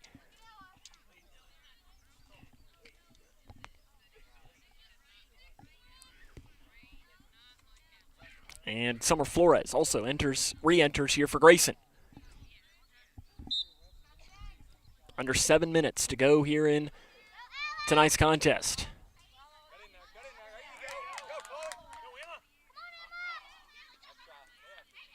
Cook. Ball up. Rounds through, and it's going to go out of bounds. Throw in coming here for Edmonton. So if you're watching with us on K105 Digital Productions, which of course you are because there is no radio coverage of this game, you can, the boys game will remain on the same stream. So you could just stay tuned in. We'll probably end up not having much in between the games. I'm not really sure how much time they're going to put on the clock. Probably 20 minutes to give teams the opportunity to warm up as both teams are kind of just lounging. As Edmonton might be down the hill on the far side, warming up a little bit, but the Cougar boys, they're lounging behind the ball. In fact, that's the first time we've had a ball come close to us. As I'll look over at our director, Cole Snyder. This is the first ever soccer game he's done, and if he's done a good job, make sure to let him know in the comments. And if he hasn't, let him know in the comments as well. I mean, if you think he needs to be replaced after one game, then we understand it. I'm kidding. Don't do that. He's doing a fine job tonight. He had big shoes to fill in for. I mean, very big shoes from typical director Chase Blaine. I mean, both of them, Chase is already in the K105 Digital Productions Hall of Fame as Emma Claire Skaggs has it taken away by Piper Spears. And luckily she's picked up and helped up by her teammate, and the ball goes out of bounds off of Spears. Blaine is already in the K105 Digital Productions Hall of Fame. Snyder, he's getting close. He's getting close. So if you think he deserves his nomination, it's like, it is right up there with the Pro Football Hall of Fame as far as just prestige. And the ball rolls out of bounds. So if you think he deserves it, you know how to find us. Under 5 minutes to go here in tonight's game. Piper Spears. Out of bounds. It is off of Madison there for Edmonton. Throw in taken by Madeline Middleton.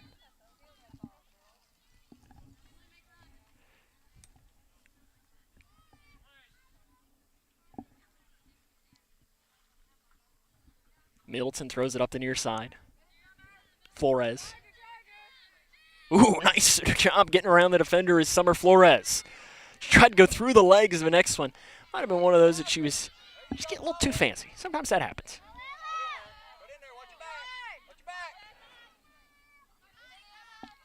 Near side, rolls through. Madison out of bounds, and we're going to say throw in Edmonton, and I'm fine with that. That's one of those 50-50 balls that could have gone either way. But what I was getting to when I started getting into my off-topic Hall of Fame is that sometimes we have to keep our heads up here. Chase Blaine almost lost his head last year with the ball getting taken away, and that one's nice defense on the inside by Edmonton diving after. The ball goes out, and we're going to have a corner or a goal. It is going to be a goal kick. As Grayson trying to get one in as it was one-on-one, but we almost had our head taken off. I think if I remember right, it went right in between us as somebody was clearing it. In fact, now that I'm thinking about it, it might have been Josh Stevenson, former Cougar soccer player, that he was clearing one out, and it just went right through us, and both of us had our life flash before our eyes. It was not on purpose, at least I would hope not.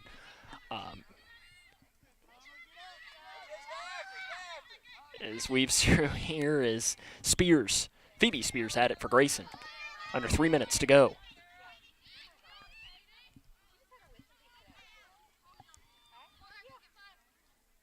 Out of bounds, and it is a throw-in for Edmonton is the call. Under about 2.5 to go here in tonight's game. Grayson County appears to be on their way to picking up their first win of the season.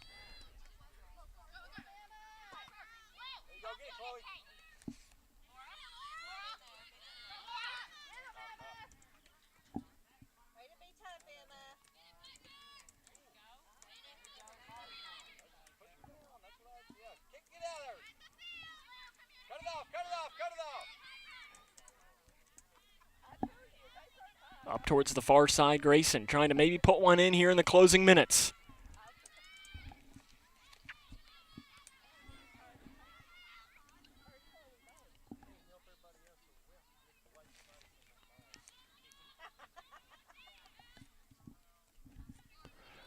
Rolls off, and we are going to have offsides. As Kinley Cook turned around, and she had nobody in between her and the goal, and it's one of those where sometimes it's almost too open.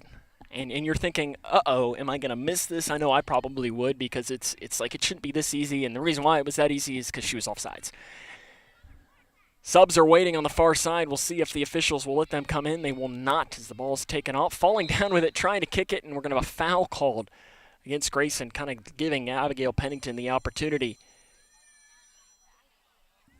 to stand up, and also, yes, that foul was called on Grayson County. I looked down, and I'm not sure if there should be some worry for our director, Cole Snyder, because no one commented to his defense of saying that he should be inducted into the Hall of Fame. So I guess we are going to have to go towards our camera operator, Alex Cook. We'll get the induction here tonight. We'll have to let him know. I'm sure he'll be honored and probably celebrate with some potato skins that he was eating earlier. Over into the middle. Phoebe Spears for Grayson.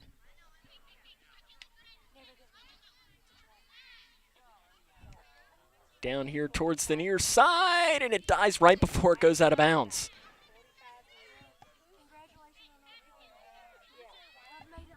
We're under 30 seconds to go. Again, the time kept on the scoreboard is not the official time. The official time is kept by the main official, Flores.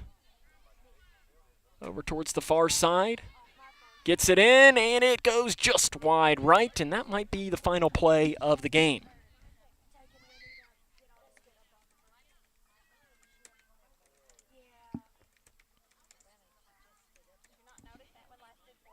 And this whistle is blown, and that will do it.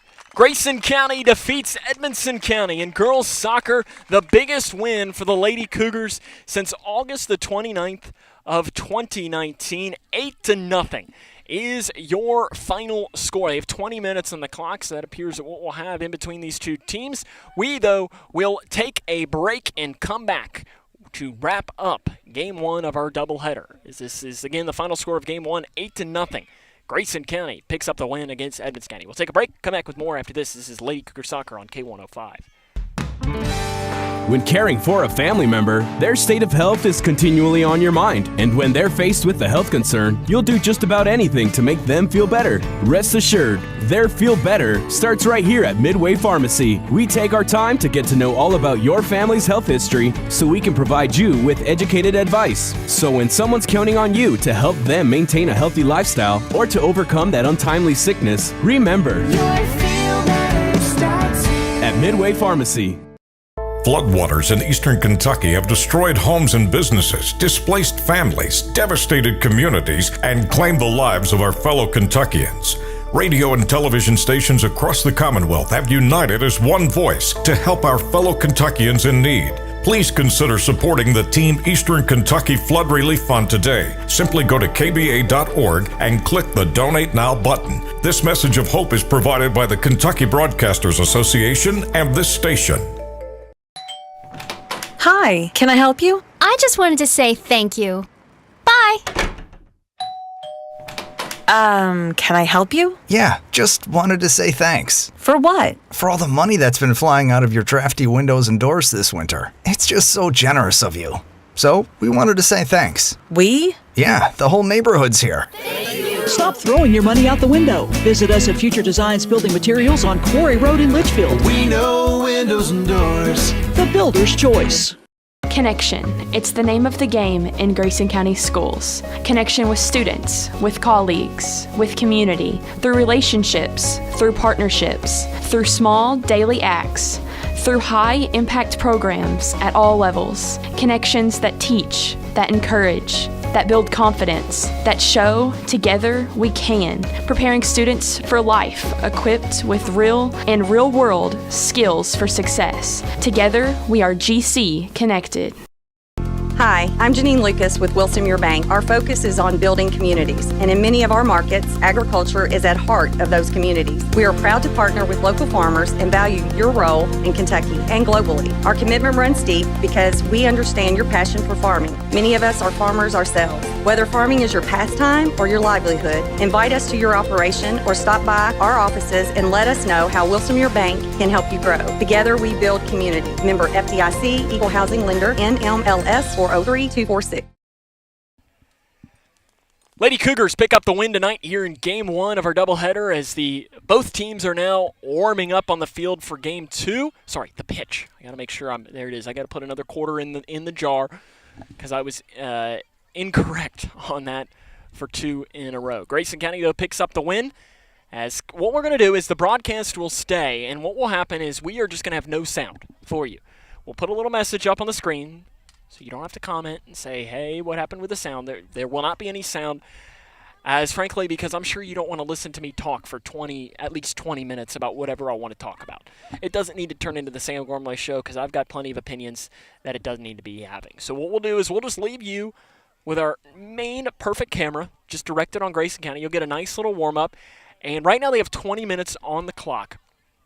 I would presume that in 20 minutes, if you come back, the broadcast will be ready here for Game 2. This game was supposed to start about 7:30, so be sure if you come back in about 20 minutes, you'll be able to see the Cougar boys taking on Edmonson County. We already got one win tonight. Hopefully, we can get a second. As again, your final score in Game 1 tonight, it was Edmonson County falling to Grayson County by the final score of 8-0. We'll take a break and come back. In fact, if you're watching with us at K105 Digital Productions, it will stay, and you'll be able to watch some of the warm-ups. This is Lady Cougar Soccer on K105.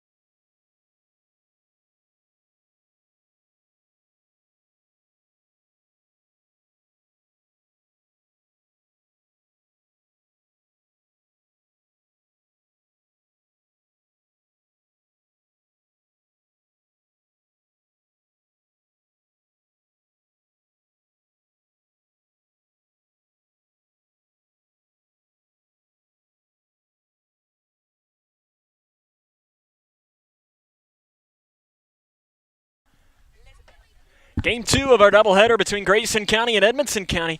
They said, we're not going to wait 20 minutes. Let's get this thing rolling. Is exactly what they said, and fine by me is how I say as we get ready to roll. Here, the Lady Cougars won game number 1 of the doubleheader by a final score of 8-0. Cougars will try to do the same and give the first win for head coach Ethan Salzman. I'm not entirely sure what we're waiting on. As we look, and I think we're just waiting for the official to blow his whistle and say we're ready to roll.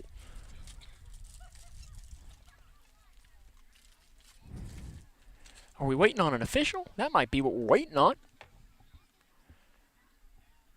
Nope, he's out there. I was going to say, at first I was trying to see, because usually if there's no official, it's kind of hard to see. Cougar boys, though, lost last night 3-1 to Hart County. They'll try to pick up the win here today against Edmonson County, and we are underway here from Grayson County High School. Edmonson County and Grayson County, as the Cougar boys look to pick up their first win of the season. This is Edmonson County's first match of the young year, as Colton Glenn has it for the Cougars. Trying to leads this 3-0 as Aiden Lee has had a hat trick while we're gone. As again, we had issues where somebody has unplugged our power for the second time in tonight's game, as we believe we have fixed the issue. We are back. Aiden Lee, we missed it. He has a hat trick already in this game in the first 6 minutes as the Cougars lead 3-0. He's having himself a game already. And here comes Grayson. One more attempt. Aiden Baldwin. This time it is cleared out, as we appreciate you taking the time to tune in here. Game 2 of our doubleheader.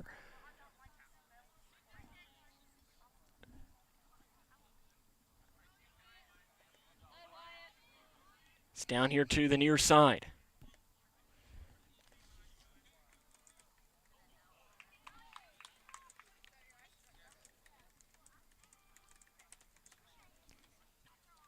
And it'll roll out. We're going to have a corner kick coming here for Grayson County.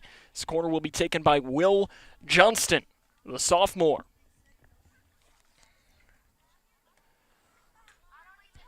Cougars on top 3-0 here in this match, as they had 3 goals from Aiden Lee. And I wish we had him for you, but some technical difficulties caused us not to, and hopefully we'll get some more. That'll do, as the corner kick goes wide by Johnston, and it rolls out of bounds. So the goal kick will come here for the Edmonson County keeper, who's listed on the roster as Aiden Gates. Lee rolls one in, cleared out by the defense on the inside by the Wildcats. Back into the middle, Glenn. Glenn chips one up into the upper corner, but it just hits off the top of the crossbar. That was almost a beautiful goal by Colton Glenn.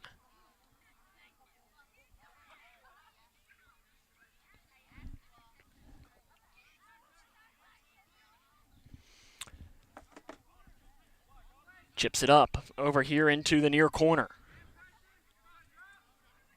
Connor Lee. This player tried to reach his leg up there and grab it.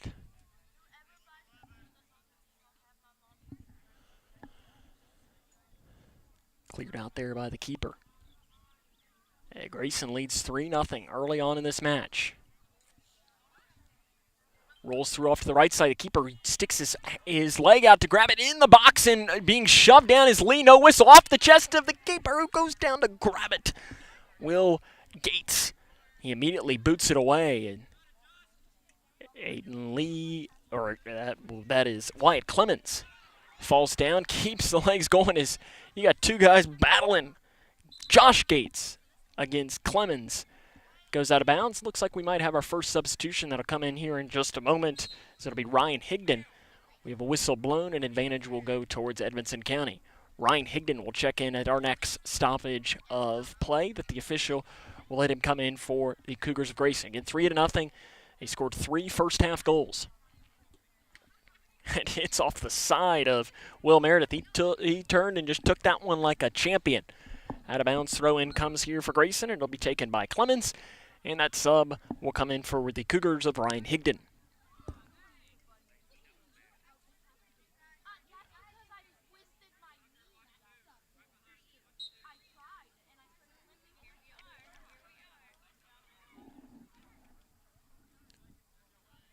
Meredith in the back. Slowly working. Up to Meredith. Meredith and Clemens going back and forth. Nice run by Will Meredith. To Lee in the middle. Up now to Aiden Lee. Far side rolling in. Haycraft takes it off the chest of the keeper. He reaches down and grabs it. Gates was able to do it, and he boots one away. And that was a nice little boot. Takes a high bounce. There to head it right back off was Aubrey, one of the defenders for Grayson. Colton Glenn weaves through for the Cougars. And that was a big clear there, and that's going to roll off, and Jackson Kane going to grab it. He's going to, at first I thought he was going to roll it back to the box to where he could kick it off, but that's a line drive boot, and it's almost like, you know what I think? I think Jackson Kane should look at being a kicker, maybe. I think that'd be a good idea. Oh, wait. He already is for Grayson County. The Cougars, they open up the year against Edmonson County next Friday night. They'll have a home scrimmage, though, this Friday against Hopkins County Central. Up the near side, Will Meredith outruns Josh Gates. Meredith trying to shield off Gates. Gates, though, gets it away from him. Back and forth these two teams go. Gates sends it back to Elkins. Aiden Lee takes it away. Lee already a great start. He's got 3 goals in the first half of play. Speeding up and sending it off was Baldwin. And we'll have a goal kick coming.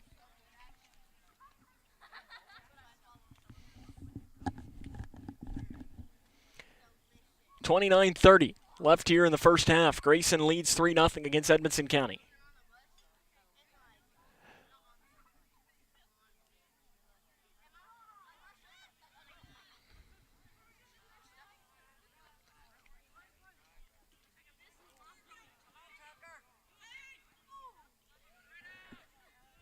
Goes up. Near side, the Cougar defense, again, just creating a wall, making sure nothing can happen. Will Meredith to Clemens, and she goes out of bounds. And kind of an awkward fall for Clemens. Appears that he's okay.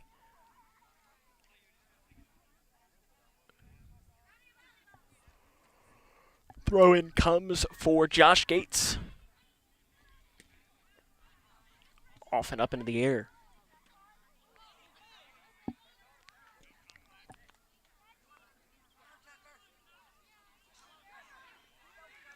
Over towards that far side. And falling over top of the ball was the Edmonson County attacker, Harp. You can tell he was frustrated with himself because he had an opportunity to potentially add to the Grayson County lead.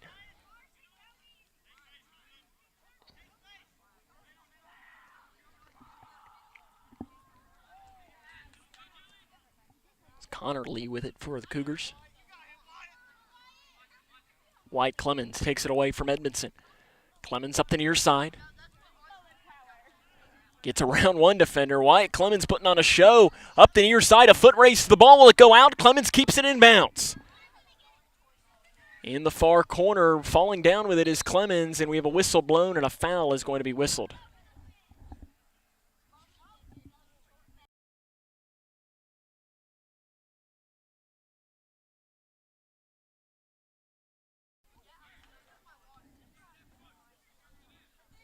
.27-28 left here in the first half.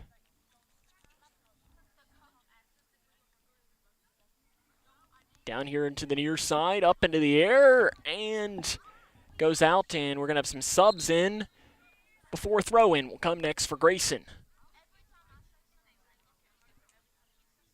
Into the game, I believe, is Raul Romero for the Cougars.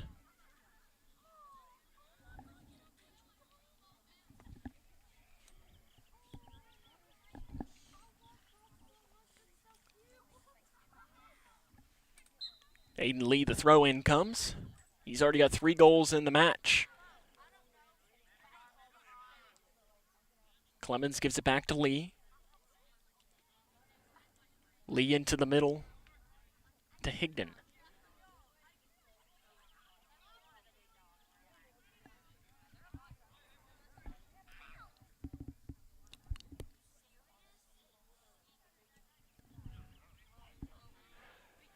Up into the air. Aubrey's going to run this back down. He's just going to lightly tap it back down to Jackson Kane. Did a little fake out there. Hunter Hayes tried to make a run in to grab that from Edmonson County, but Kane said, nope, I'll just take that one instead myself. Clemens up to Glenn. Straight up into the air goes Edmonson.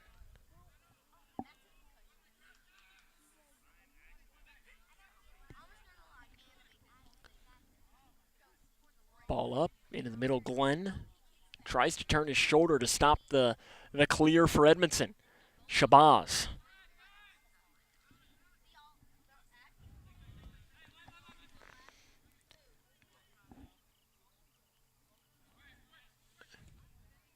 A rip comes in, high bounce off the chest of Gates, the keeper.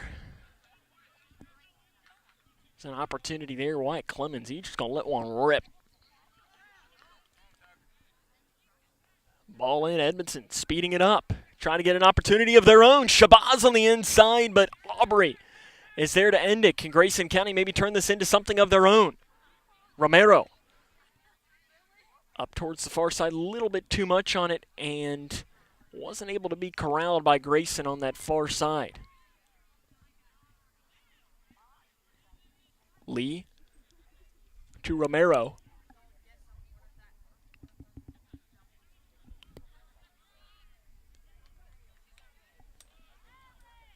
Winding through, spinning around, Aiden Baldwin.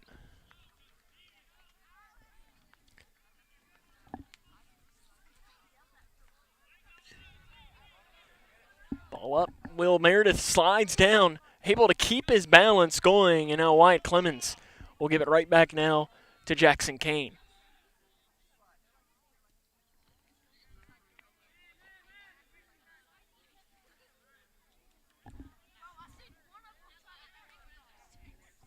Cougars on top 3-0, 24 minutes left in the first half, as we're having a little bit of clock issues, as here on our broadcast we'll try to get those fixed for you as soon as we can. Shabazz on the outer edge of the box. Bounds through, chips up over top of the goal. Edmonson County almost had their first varsity goal,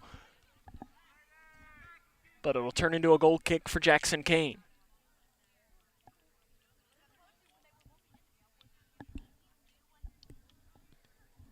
It is 3-0, Grayson County. After the 3 goals by Aiden Lee.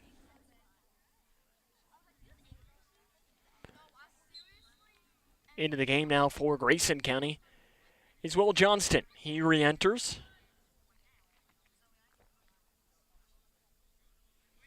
Johnston has it towards the middle.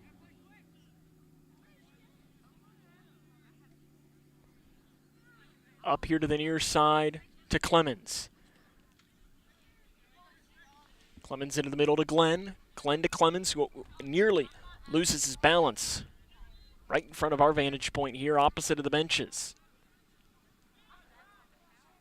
Off through, weaving through. Grayson with an opportunity, and it's just wide left and nearly takes out. As I think that was, is that one of our K105 Digital Productions crew members? It is. Alex Cook was down there, and he nearly took one right in the head, as that was a rip taken by Grayson County's Will Johnston. He comes into the game and decides he's going to take out the K105 Digital Productions Hall of Famer, Alex Cook. Might have to talk to Will after the match here and say, hey, don't take out our crew members. Over here down the near side. Johnston right on cue. Clemens to Glenn. Glenn keeps it in bounds on the touch. It's rolling down the end line, and did I hear a whistle? No, I guess I didn't. Glenn on the inside. Glenn lets it rip. It hits off of one Edmonson County player. At first I thought it might have hit off of a shoulder, but it goes out, and we're going to have a corner coming for Grayson. We've got some subs into the game. For Grayson County, it is going to be number 25, Preston Gary.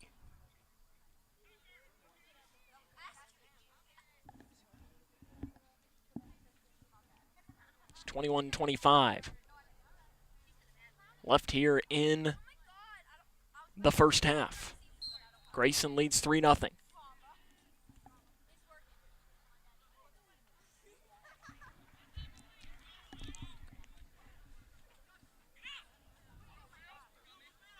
Will Meredith.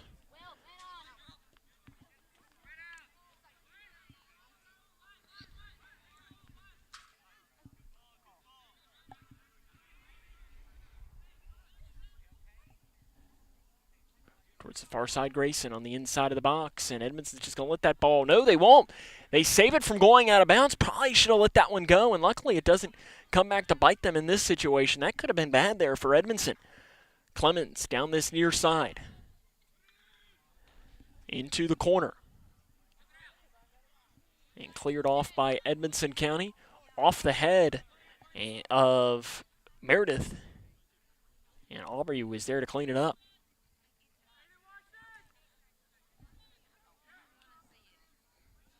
Back to Glenn and over top of the goal, and we're going to have more subs in here for Grayson County. Looks like that'll be Jason Powell-Peterson.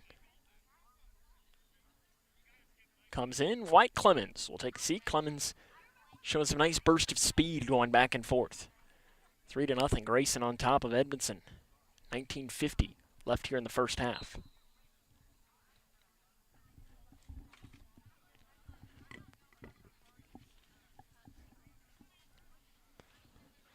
Rips through over top, and it goes almost in there to clear it up and in.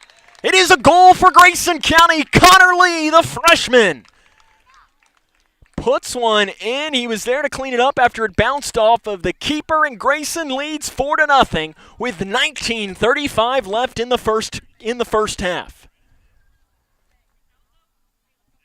Connor Lee, the freshman.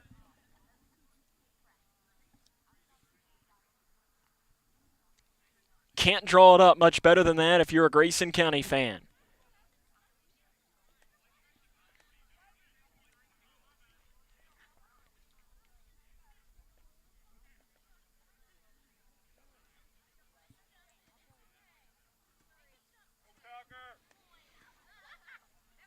The Cougars lead now 4-0. The Lee family is cleaning up in this match. They have all 4 of the goals, and now we're going to have a kick coming for Edmonson County. The first career goal for the freshman.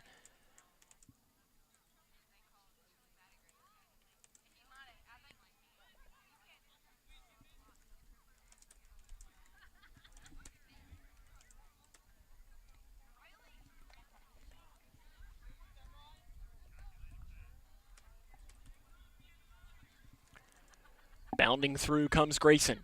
Colton Glenn on the outside of the box. He's the leading returning scorer for Grayson County. And I saw some flashes. It's a flash of a camera. I got a little worried there for a second. It looks like the storms have hopefully passed us as the wind is starting to pick up, though, here at Grayson County High School. Slide tackle and good no call by the official. I thought that there was nothing much there. As Glenn up into the middle, tried to get the ball off to Johnston.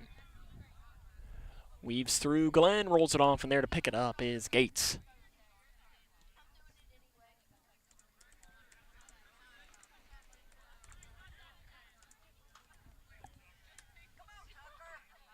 Grayson County leads 4-0 here with 18 minutes.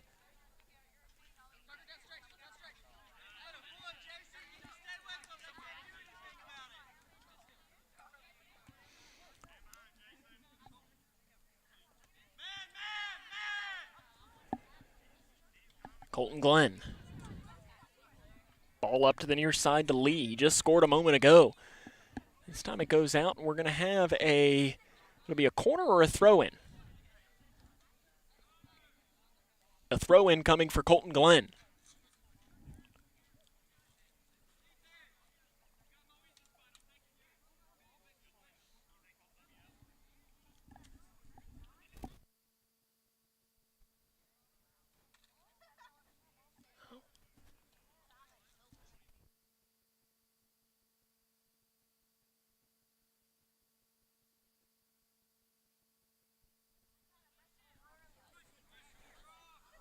coming through Grayson County with the ball. Rolls through and off the chest of Gates. He's able to recover, though, and Grayson loses their opportunity here with 6 minutes and 58 seconds left here in the first half. Down the near side, Tucker Harp has a run on it, being chased by Meredith. The slide tackle is a little too late. Jackson Kane catches that one over his shoulder, and he throws it. And heck, I mean, he's got a little arm there. Maybe, I mean, we said that he's playing tight end, kicker, linebacker maybe for the Cougar football team. Maybe he's got a little quarterback there in his future. That was a heck of a whirl there from the Grayson County keeper. And it's down into that far corner. And out of bounds. Subs in here for Grayson County. Still.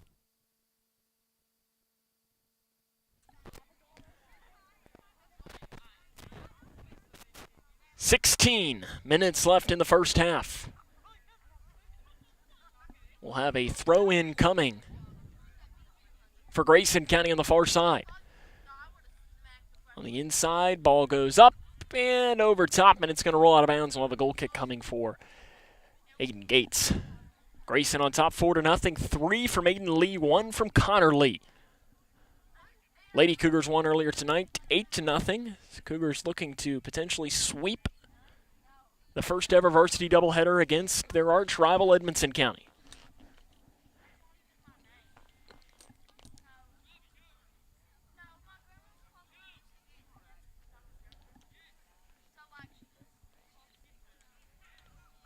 Far side, ball kicked up, and is it going to be saved by the Edmonson County bench? And if that was not saved by the Edmonson County bench, there's a little hill behind the bench, and that ball rolls all the way down the hill, which, again, you know, you say doesn't sound like that big of a deal, but for the ball kid over there on the far side, he doesn't want to have to run all the way down that hill. He's probably saying thank you. Whoever caught that on the Edmonson County bench is, I think it might have been Jalen Garrett, the sophomore. He's probably saying, hey, Jalen, thanks for helping me out there so I don't have to run down the hill. It's maybe not the biggest issue to run down the hill as it is to run up the hill, as off the rebound, Grayson tried to send it back, but Colton Glenn wasn't able to get there beforehand. Peterson to Glenn on the near side.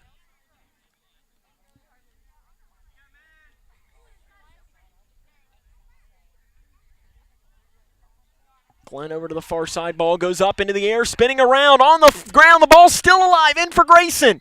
In a fight for it, it's still alive. The keeper's trying to grab it, bouncing around like a pinball. And finally, it goes out of bounds, and we're going to have a corner we will for Grayson County. More subs in. It's like a hockey substitution here for Grayson County. They're almost platooning, bringing in 3 or 4 new players right now. Looks like Keegan Kuhn is one of the players.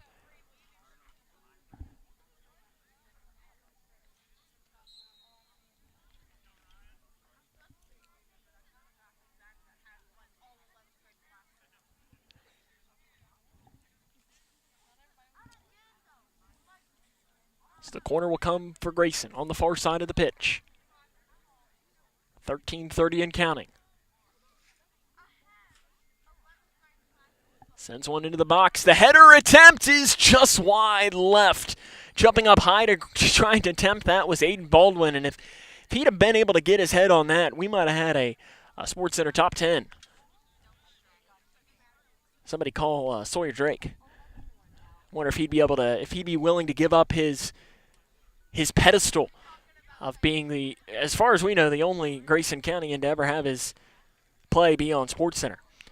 If he'd be able to share that with Aiden Baldwin, we have to call Sawyer and ask him.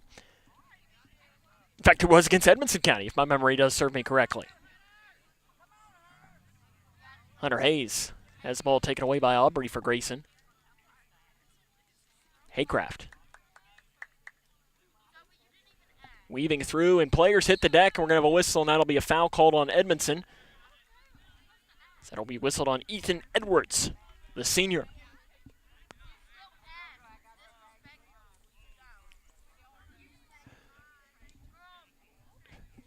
Free kick will come for Grayson County. It'll be taken by Thomas Haycraft. Haycraft, the sophomore. Official gives him the A-OK. Sends one into the box, and it is over the goal.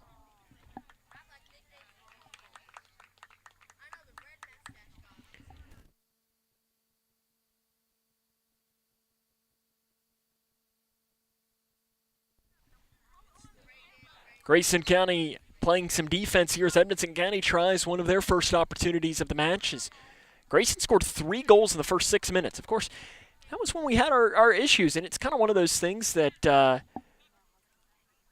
it's almost like fate turned off the Grayson County offense when our screen was on. Hopefully it can get things rolling again, as Connerly had the only one, and ball goes through the legs of Tucker Harp as he was trying to get the ball moving. Throw in for Grayson. Down the near side, Meredith. Rolls one into the box and goes all the way through. Grayson is there to get it and rolls into the goal! But nope, they are going to wave it off for an offsides. As at first I thought it was in, but they did call it off as Kuhn almost had his first career goal. And I thought we were going to have an opportunity there for Grayson County. It was really close, but it was called offsides. It's at the last second I saw the official blow his whistle.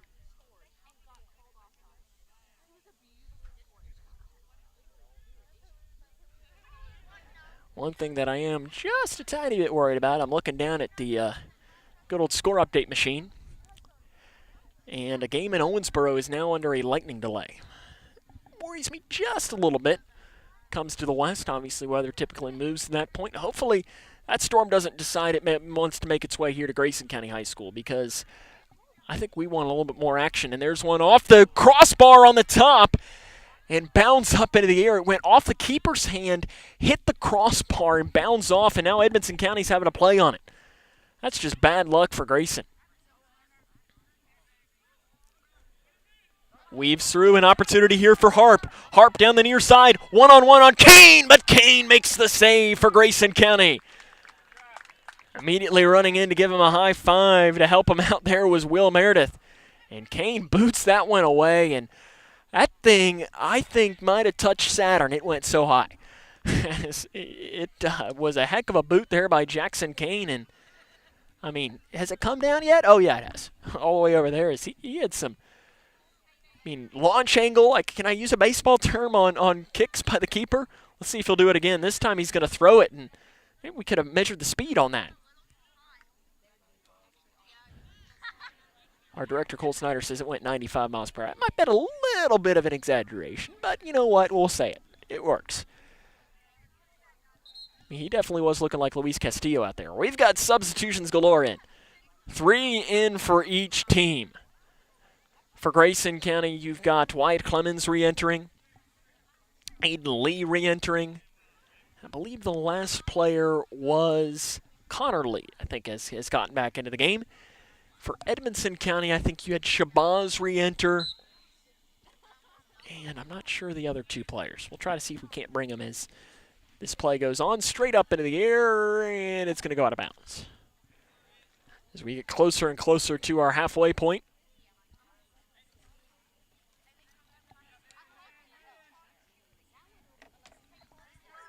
Bounds off, and it continues, bounces off into the air, comes down for Grayson. On the outer edge, Aiden Lee is at number 4. It's just out of the reach of the keeper. Did he get a foot on it or not? He did not. As he tried to kick that one out and just missed it, and luckily for him, no, they're going to change it. They said he did touch it, so it is going to turn into a corner. So it was tough. The angle that we had on it, it wasn't clear to see. Gates, the keeper, was trying to tell the head official, I didn't touch it, and the head official said, nope, you did.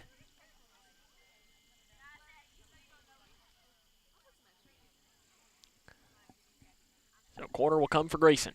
On the far side. Sends into the box and right into the hands of Gates. And he has a nice little boot there, more of a line drive, but it works just as well. But Grayson runs it down, and it is going to stay in bounds. Keeping it alive is Aubrey on the far side, but this time it does go out, and the throw-in will come for Edmonton. Sam Wormley here with you on the call tonight. Having the time of our lives here at Grayson County High School for soccer. I mean, it is now that, I mean, and I hope I'm not pulling the old announcer's jinx, now that it looks like we might not have as much of the rain, knock on wood, it's a really nice night here tonight. So I'll look down and see what the, it says 79 degrees. I mean, it is very comfortable here tonight at Grayson County High School. Lee that was to Clemens. Clemens has it into the middle. Clemens weaves one towards the left and wide left on the shot. 6:35 to go. Is there was substitutions. I got worried there as there was just a flash of lightning off into the distance. But I heard the official blow his whistle and I got concerned of, did he see that? Again, we're going to be quiet because there is an official really close that can hear me, so I got to be quiet. We'll just keep the secret between us two. I think we're okay. Luckily, I mean, we say this, and we are the only ones out here tonight that are under a tent. So if it starts raining, we're okay. Myself and our director, Cole Snyder, we're fine. Maybe we'll sell tickets to come and join us underneath. Corner Kick will come here for Grayson. He says $5 a ticket. I think that's a little steep. Maybe subscribing to the K105 YouTube channel gets it in there. Which, if you haven't, be sure you do that. Give us a subscribe. You get notifications when we go live. You also keep everything in one place. Rolls in just wide left again for Clemens. And he immediately puts his hands to his face and says, oh, what do I need to do? What do I need to do? Over towards the far side. Grayson. Back now to Clemens. He's had back-to-back rough or just near misses. And on the inside of the box, the ball jumps up into the air. Continues rolling, and they're chipped up and wide left again for Grayson. It's like there's a magnet on that left side of the goal that's just pulling the ball that way every time. And a goal kick will come here for Edmonson. Looks like our concession stand, they've packed up and they're leaving. So they're heading out.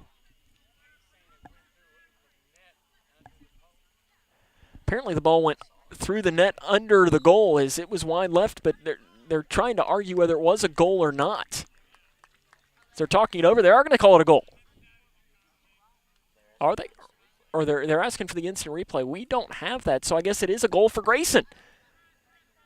They talk it over, and they end up giving the goal for the Cougars. As I thought it went wide left, but they're saying that it went underneath. So thanks to our official who explained it to us, he said that the ball, and we just don't have an angle on it from our vantage point, said that the ball went under the net. So it went into the net, but then went under to make it look like it went wide left. I'll take it. So Grayson is 5-0. I think that, I'm not even sure who did score that one. We'll have to check and see who that was. So the wide left, third time was the charm for Grayson, and Wyatt Clemens kicks one out, and in the process hurdled Tucker Harp.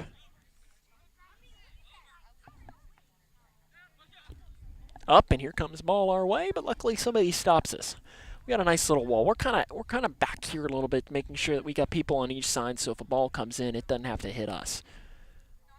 At least that's our fingers are crossed that wouldn't come to that point. Into the middle, 4.5 minutes to go. Grayson with it.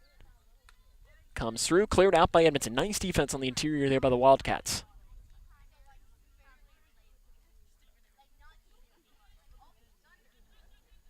Weaves through. Ball up into the back of the net. Goal for Grayson. Will Johnston puts it in, and Grayson leads 6-0. I'm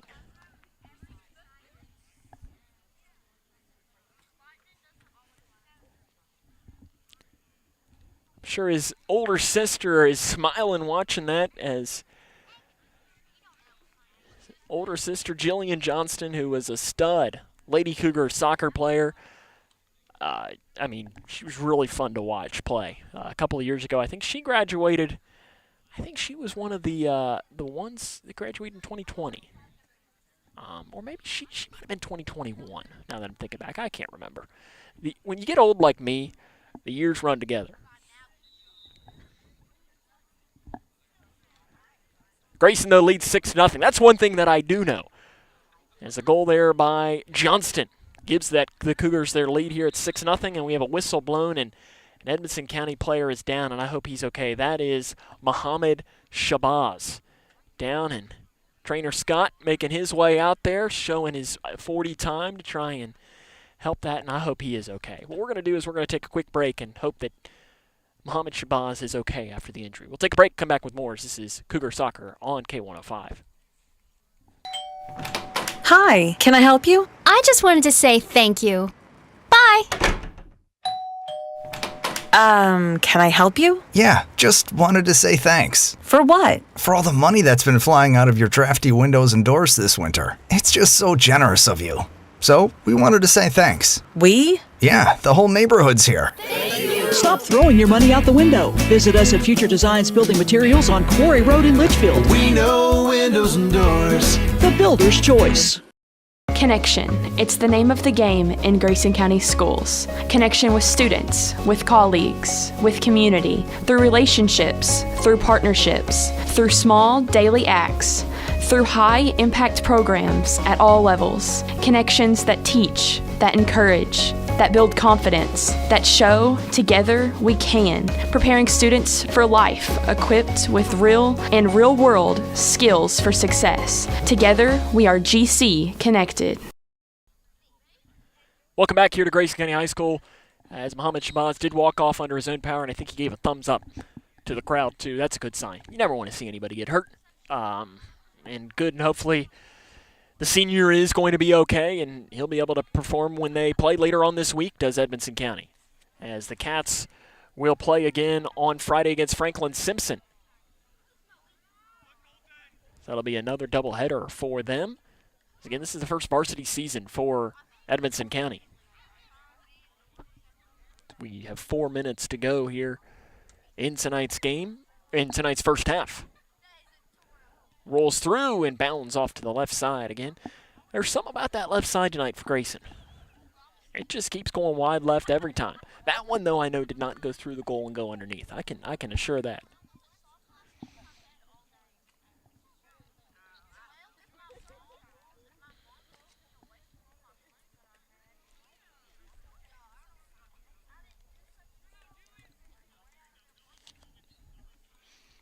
Up towards the far side, Edmonson trying to look for their first goal of this match.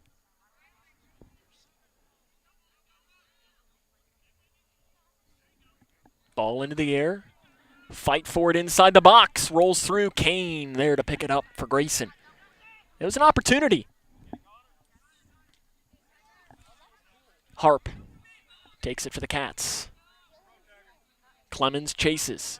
Into the middle, down here to the near side, and a foot race for it. Nice slide tackle by Meredith. Trying to fight it off, and it goes out. Meredith tried to keep it in. His first touch, I think, was going to keep it in. The second touch sent it out. Throw in going to be taken by Alex Elkins for Edmonson.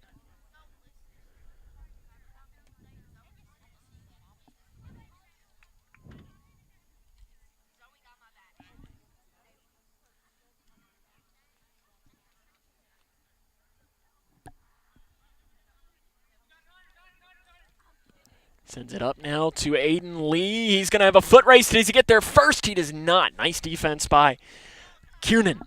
For Edmonton, it goes out. We're going to have a throw-in for the Cats, but sub in first for Edmonton with 2 minutes and 10 seconds remaining here in the first half of play.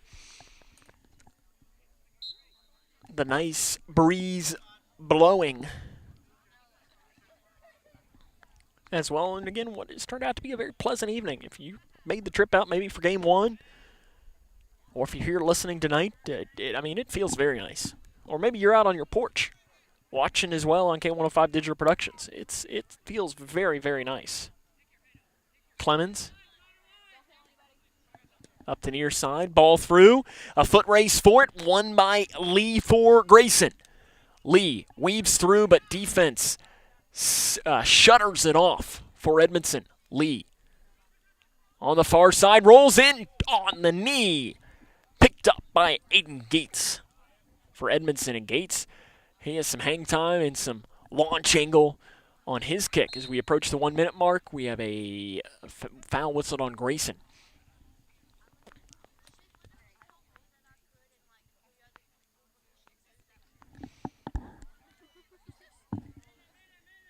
Under a minute to go here in half number 1 from Grayson County High School.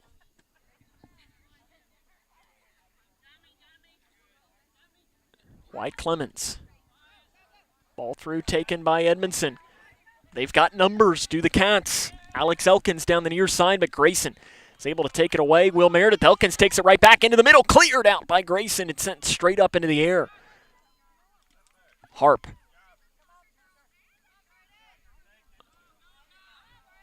Off now and sending one, a booming kick by Wyatt Clemens as he finds on that far side Aiden Baldwin.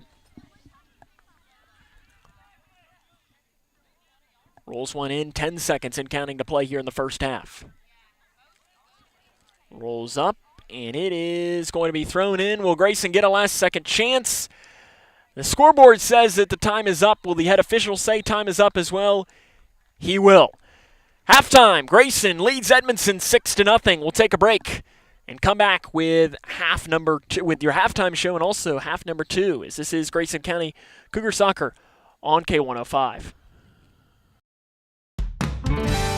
When caring for a family member, their state of health is continually on your mind. And when they're faced with a health concern, you'll do just about anything to make them feel better. Rest assured, their feel better starts right here at Midway Pharmacy. We take our time to get to know all about your family's health history so we can provide you with educated advice. So when someone's counting on you to help them maintain a healthy lifestyle or to overcome that untimely sickness, remember, your feel better starts here at Midway Pharmacy.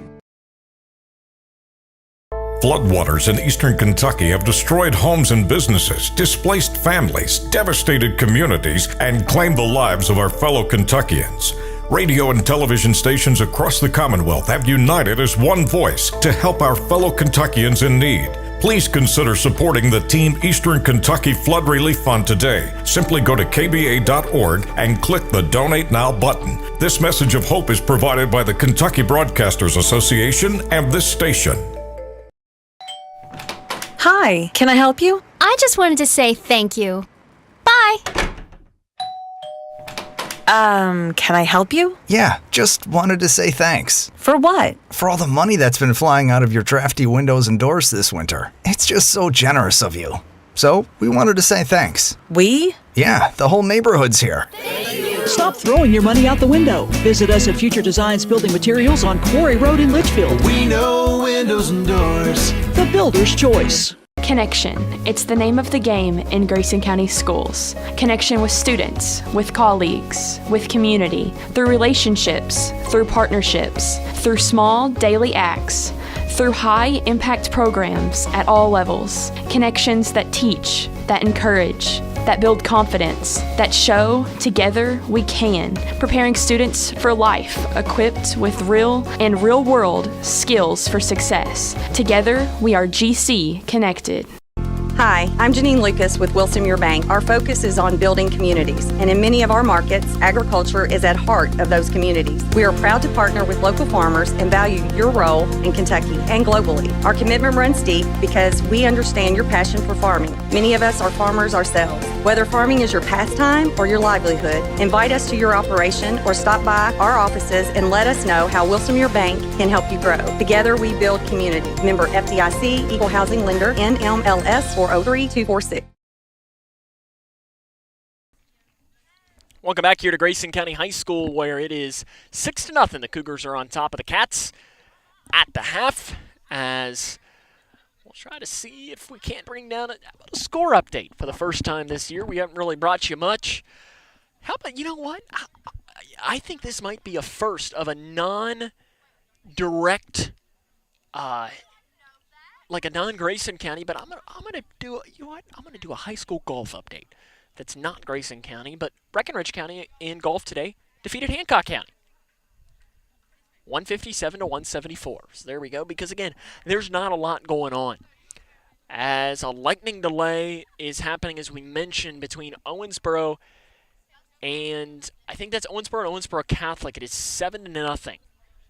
believe Owensboro Catholic probably is on top in that one. And honestly, that's probably just about all. And then a score. No, it wasn't. I'm not sure who Owensboro Catholic is playing tonight. They're up 7-0 though, because Owensboro and Davis County are playing, and Davis County and girls soccer is up 1-0, and they're also in a lightning delay. It appears that is most of the scores that we have to bring you. Again, I'm trying to see who Owensboro Catholic might be playing, but it's not good when you try and get. It is Apollo who they're playing. It's not good when you get a score update, but you don't say who the team's playing. That makes it kind of hard for people like me who are trying to bring you, the good people, an update. Another flash of lightning hits, and I'm curious to see here if we will be playing the second half or if we might go under. I hope it's not just one of these things where we go under a lightning delay or what, because that's the last thing we need is to continue to roll any further. Again, the score at the half, Grayson County leads Edmonson County 6-0. As this is Lady Cougars, or this is no Cougar soccer right here on K105. Hi, can I help you? I just wanted to say thank you. Bye. Can I help you? Yeah, just wanted to say thanks. For what? For all the money that's been flying out of your drafty windows and doors this winter. It's just so generous of you. So, we wanted to say thanks. We? Yeah, the whole neighborhood's here. Stop throwing your money out the window. Visit us at Future Designs Building Materials on Quarry Road in Litchfield. We know windows and doors. The builder's choice. Connection. It's the name of the game in Grayson County schools. Connection with students, with colleagues, with community, through relationships, through partnerships, through small daily acts, through high-impact programs at all levels. Connections that teach, that encourage, that build confidence, that show together we can, preparing students for life, equipped with real and real-world skills for success. Together, we are GC Connected. Hi, I'm Janine Lucas with Wilson Muir Bank. Our focus is on building communities, and in many of our markets, agriculture is at heart of those communities. We are proud to partner with local farmers and value your role in Kentucky and globally. Our commitment runs deep because we understand your passion for farming. Many of us are farmers ourselves. Whether farming is your pastime or your livelihood, invite us to your operation or stop by our offices and let us know how Wilson Muir Bank can help you grow. Together we build community. Member FDIC, Equal Housing Lender, NMLS 403246. Floodwaters in eastern Kentucky have destroyed homes and businesses, displaced families, devastated communities, and claimed the lives of our fellow Kentuckians. Radio and television stations across the Commonwealth have united as one voice to help our fellow Kentuckians in need. Please consider supporting the Team Eastern Kentucky Flood Relief Fund today. Simply go to kba.org and click the Donate Now button. This message of hope is provided by the Kentucky Broadcasters Association and this station. Hi, I'm Janine Lucas with Wilson Muir Bank. Our focus is on building communities, and in many of our markets, agriculture is at heart of those communities. We are proud to partner with local farmers and value your role in Kentucky and globally. Our commitment runs deep because we understand your passion for farming. Many of us are farmers ourselves. Whether farming is your pastime or your livelihood, invite us to your operation or stop by our offices and let us know how Wilson Muir Bank can help you grow. Together we build community. Member FDIC, Equal Housing Lender, NMLS 403246. Floodwaters in eastern Kentucky have destroyed homes and businesses, displaced families, devastated communities, and claimed the lives of our fellow Kentuckians. Radio and television stations across the Commonwealth have united as one voice to help our fellow Kentuckians in need. Please consider supporting the Team Eastern Kentucky Flood Relief Fund today. Simply go to kba.org and click the Donate Now button. This message of hope is provided by the Kentucky Broadcasters Association and this station.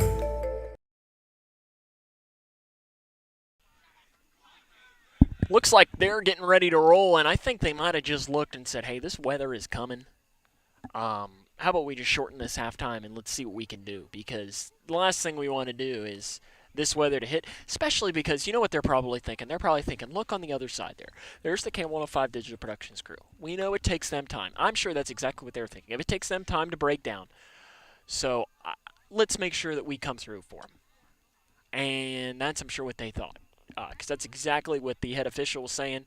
He knows that those guys over there, they're working hard. They've been here all day and everything. Grayson's going to start with the ball here in the second half. 6-0. They lead Edmonson County.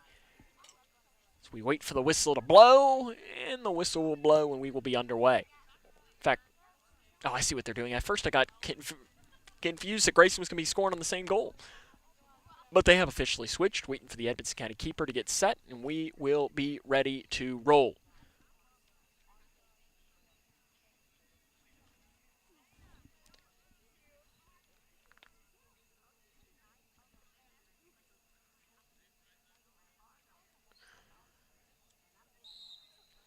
The whistle is blown, and we are underway here in half number 2 here from Grayson County High School. They lead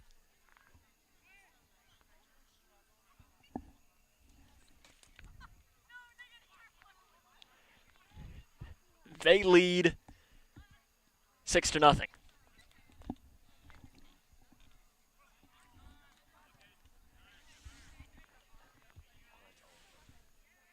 On the inside, Cougars taken away by Edmonson.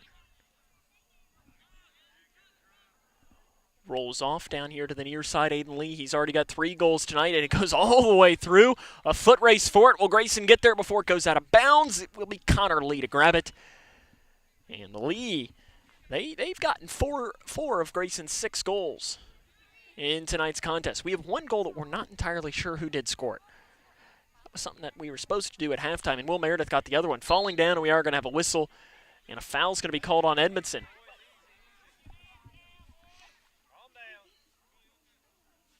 So a kick will come for Grayson. Taken here by Will Johnston. Edmonson setting up. No, they won't do a wall.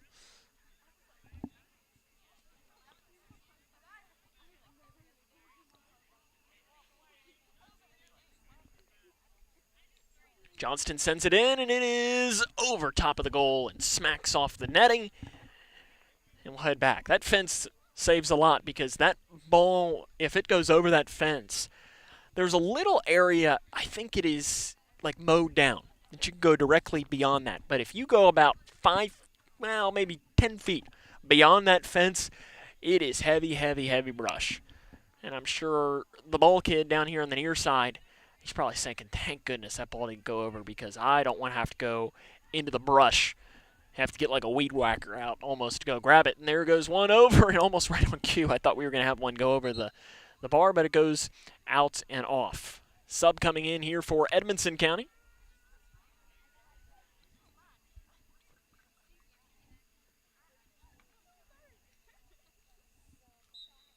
And that was Jalen Garrett.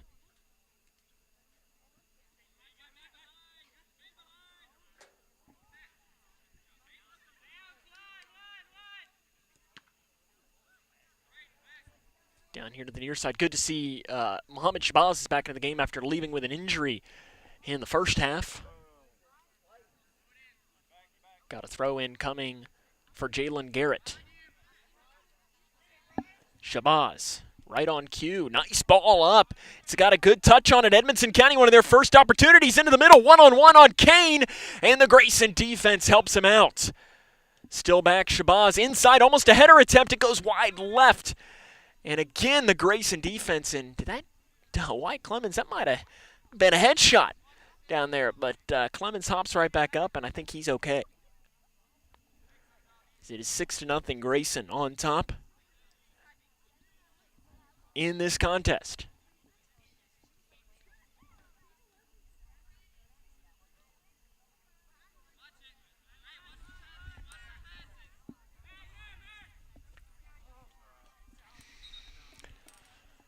Up to the far side, and or up to the near side, rather. Edmonson will have a throw-in being taken by Elkins.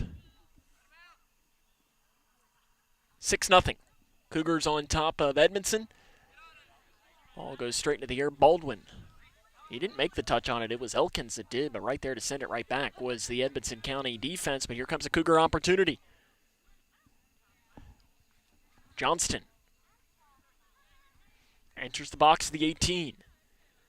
Johnston rolls one in, bounds through, and almost a chance for Grayson. Bounds off into the air, rips right into off the keeper as Gates had it, lost it, gains it back, and immediately just boots it away.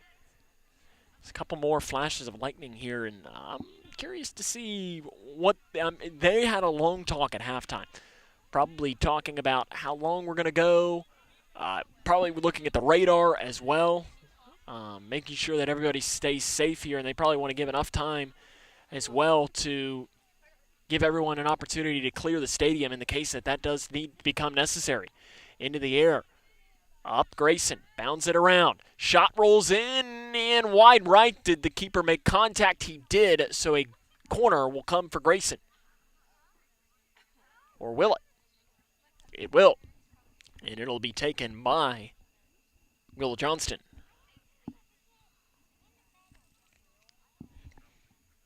We appreciate you taking the time, though, to tune in to tonight's broadcast here on K105 Digital Productions. Make sure you subscribe to the K105 YouTube channel. You'll get notified on all of our broadcasts.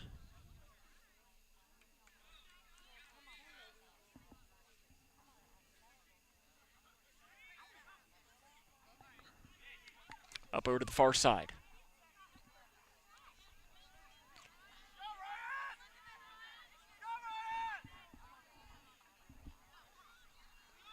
Grayson rolls one in. On the outer side, Aiden Lee is at number 4. It is wide right, and he immediately goes down, and I think he's frustrated at himself for missing on what would have been his 4th goal of the match.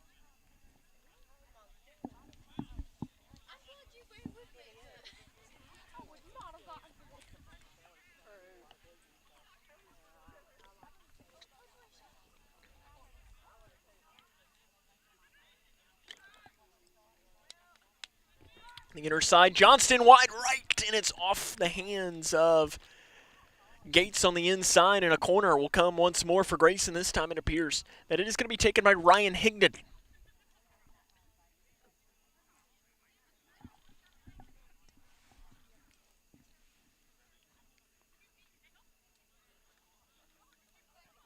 Higdon sends it in. Little high, and it goes all the way through. Might have been touched partially on the head by a Grayson County player. Edmonson clears it up. Stays in bounds right in front of their bench, opposite of our vantage point and opposite of the camera here. Glenn on the far side. Glenn chips one in and high and over, and a goal kick will come.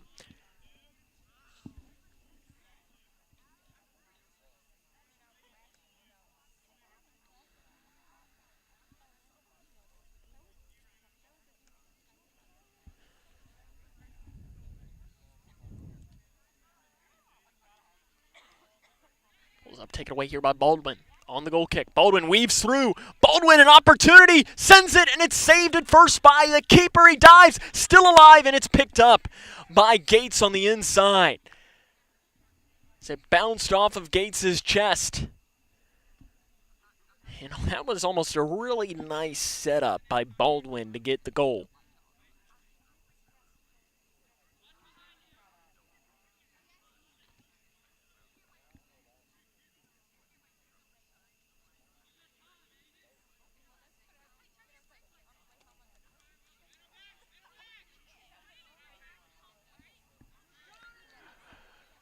Comes Glenn at the 18. Towards the middle. Glenn sets it up. Oh, just wide right. Is he trying to get that into the upper right pocket, but just missed it. Now, Colton Glenn, kind of a late start in practice. He was a GSP kid. So congratulations to him. I think Bellarmine, is where he attended the Governor's Scholar Program. And I don't want to speak for Coach Salzman, but if there's a reason to miss the start to practice, that's a good way to do it.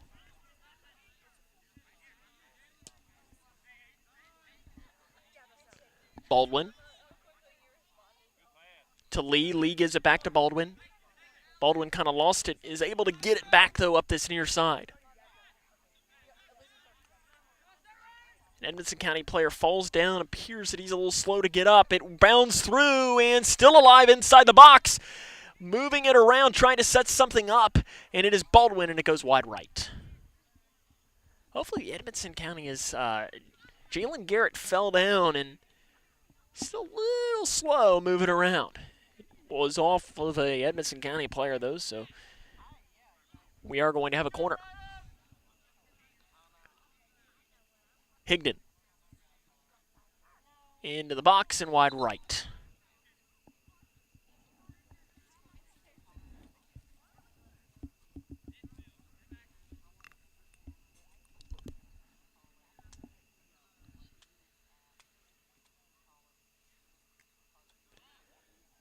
Bounds off straight into the air.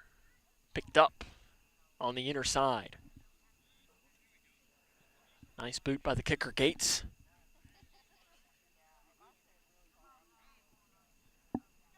Spinning around is Hayes for Edmondson. A ball up. It's a nice touch. Edmonson County. It's up and off and over. And whistle blown. And did we call offsides? I believe they did.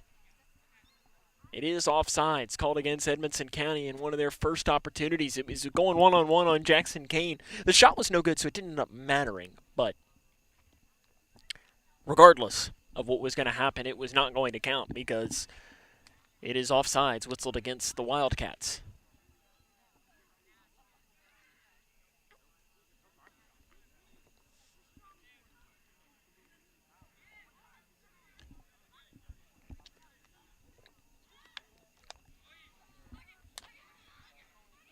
Nice ball up to Baldwin.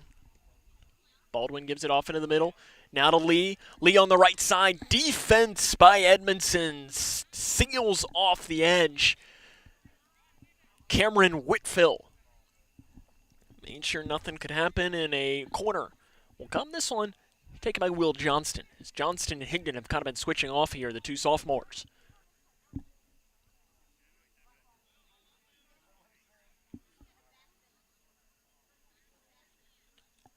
Left hand in the air. Johnston, line drive into the box, almost headed in on the interior by Higdon, but he couldn't get enough on it. That's really hard to do. I mean, controlling your head in that, I mean, it has to be perfect. Here's the other thing. That hurts. Think about a ball coming, I mean, at top speed for the most part, a line drive, you have to put it off the side of your head. I'm sure in a lot of instances, Higdon checks out. I don't want to do that. Be feeling that one tomorrow. There's no doubt about that. I mean, that hurts. I mean, obviously scoring a goal is completely worth it, but it's easy for, as I always say, it's easier for us to say, you know, we're sitting here, our director tonight drinking an ice cold soda. I'm drinking, you know, some water.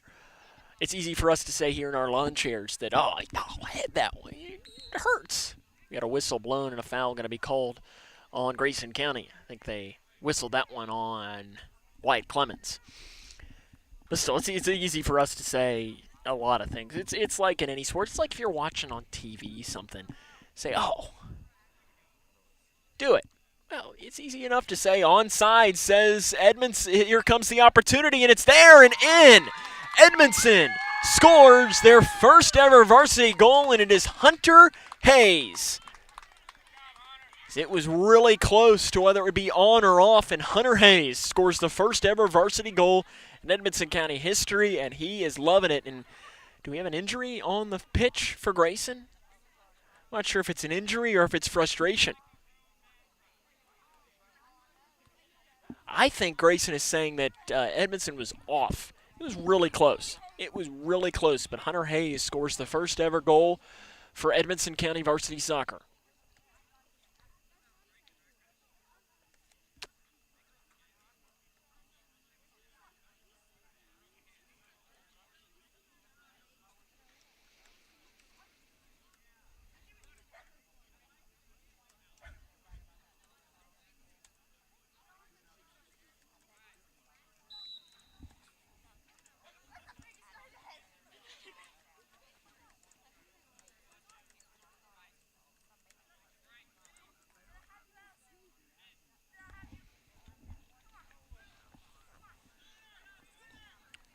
Grayson County trying to get that ball, the goal back almost immediately. Chips up, over the top, hits off the crossbar, still alive on the interior. Glenn got a foot on it, but it is cleared out by Edmondson on the inside.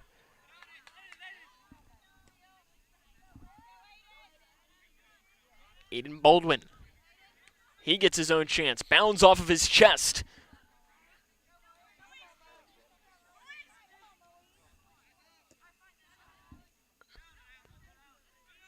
Aiden Lee. Stays alive, it's out. Off of, no, they're going to say off of Grayson. And Aiden Lee tried to pull a fast one, and official just laughed at him and said, nope, it was off it was off of you. And kind of like a nice try. That time it will be off, and it'll turn into a throw-in for Grayson.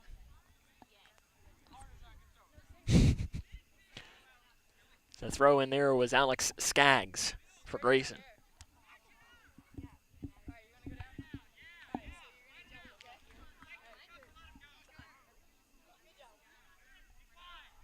Over on the far side. Grayson, a run down underneath of it. Wyatt Clemens chips one in. Baldwin almost got his foot on it. It was actually a really nice ball by Clemens.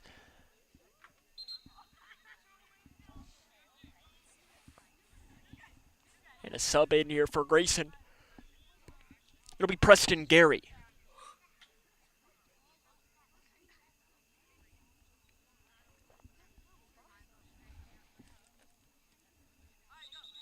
And is it a corner? I'm not really sure why the official stopped play. Or if he just wasn't ready. That was it. He just wasn't ready.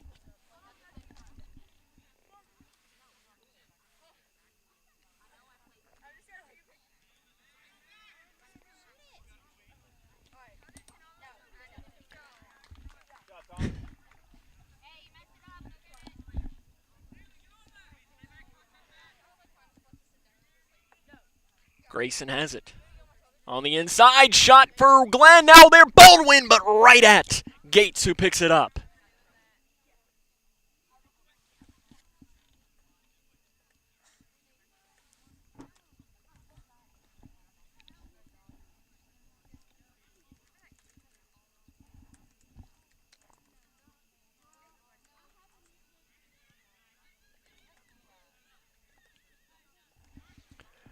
Bounds off into the air.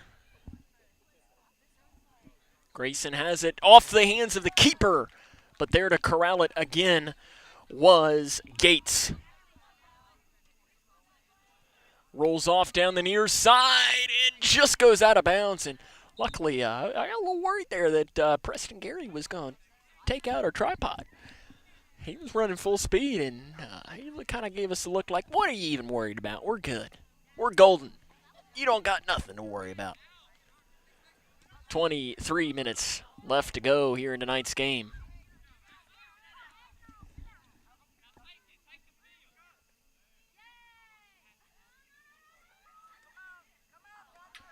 On the inside, Edmondson trying to look to bring this game to a little closer.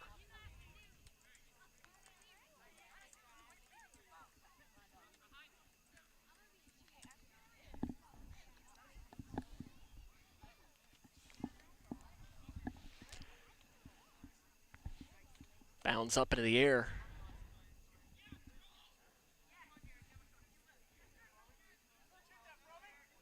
Comes up. Edmondson, another run on it. It's going to be a foot race to it. If Grayson gets it first, they'll be able to get it out. It's not a great land by Aubrey. He keeps it in kind of an awkward fall. The ball stays in bounds. It somehow just hugged that line. So it was kind of an awkward reach there by Aubrey, but it ended up being perfect. I'm sure he'd say, yeah, it's exactly what I drew up. Colton Glenn down here on the near side. Glenn weaves through. Could he get the chance to Baldwin? Glenn keeps it, and it's just over top. And he immediately falls down, puts his hands on his head, and says, what happened? That's not an injury. That's almost like, come on. It was so close. They say close is only good in horseshoes and hand grenades. That's what the old saying is. Grayson's lead holds on.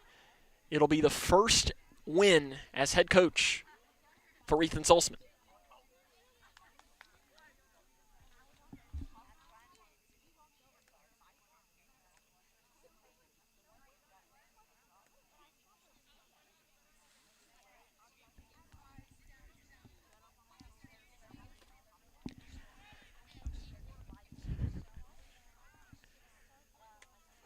Inside, it is out of bounds.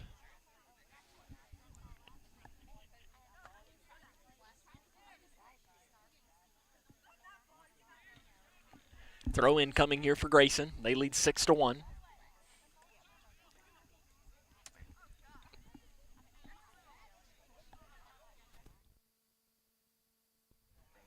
Weaves up and into the upper left corner. Grayson leads 7-1. Colton Glenn, he had a couple of near misses. He said, that one I'm making. And that's exactly what he did. Colton Glenn finds the net, and Grayson leads 7-1.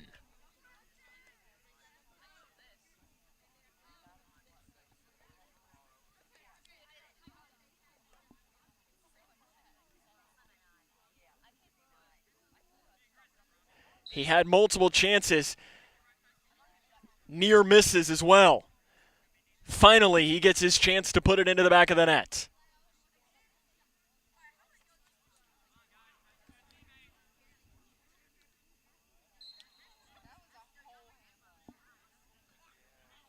Whistle blown here as we approach the halfway point of half number 2 here from Grayson County High School.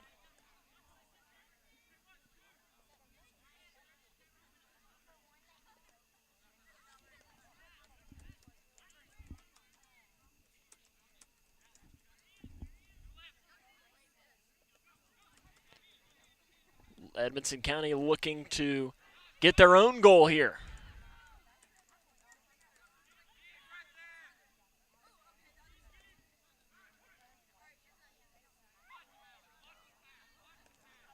Back and forth, these two teams go.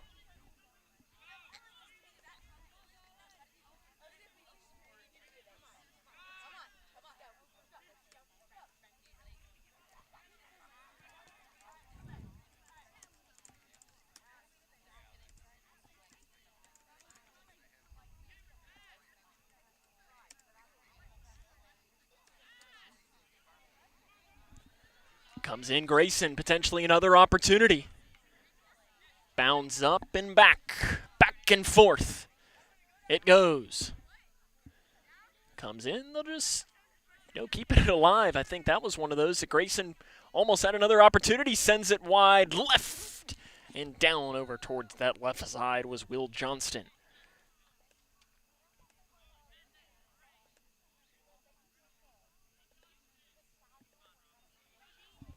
We got some subs in.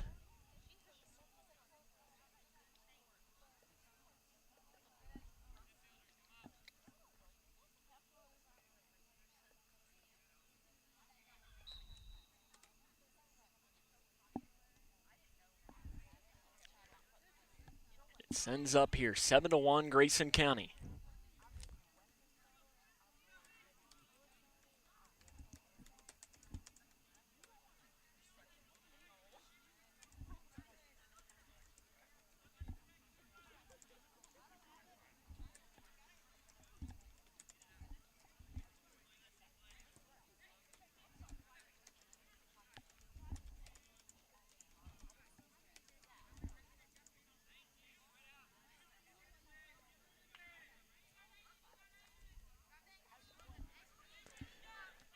Comes down, weaving through Aiden Baldwin, and it comes up into the air. Is it going to stay in bounds? It will not.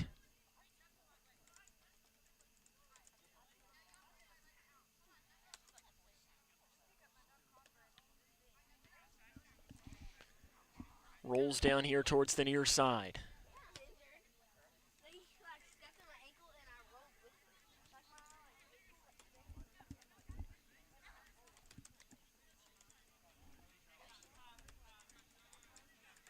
$18 to go here in tonight's game. Grayson looking to pick up win number 1 on the season. They lost last night 3-1 to Hart County.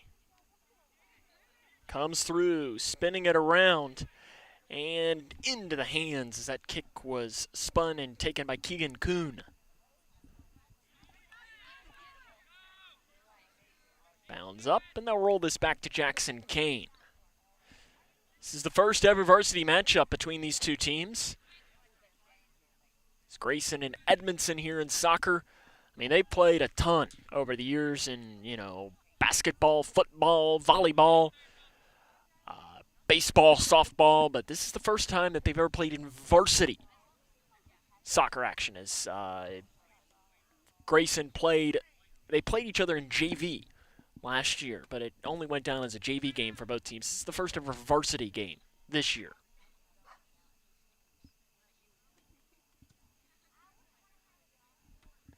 Sends it up, rolls it over to the far side. Weaving through is Baldwin. Through the legs, runs over an Edmonson County player, and are they going to call? They will call the foul on Baldwin. He sends one, and it smacks off the top of the fencing.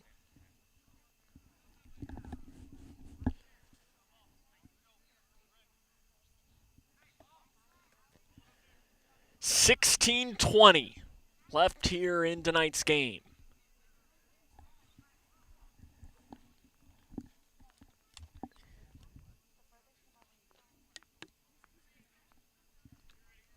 And now that the sun has gone down, it feels really nice here tonight at the Grayson County Soccer Complex.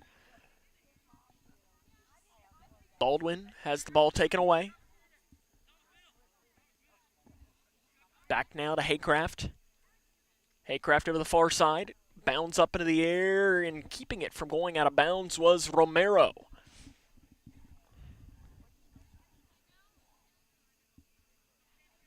Raul Romero was the player of the game there on that touch.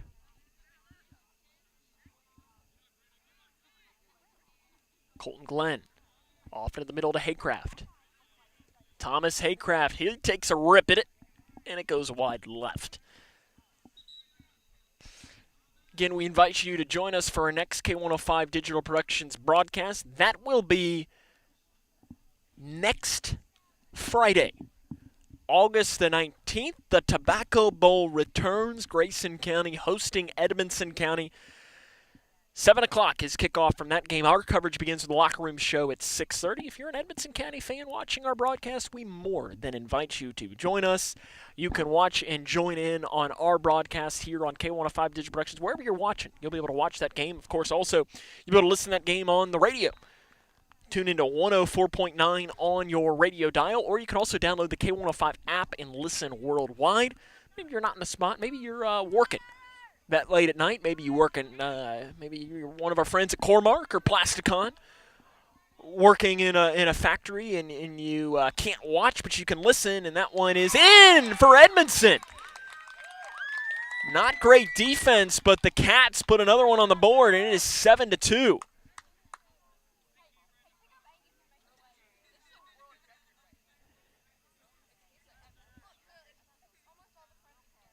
You could tell that the defense, I think, wasn't necessarily sure what happened there.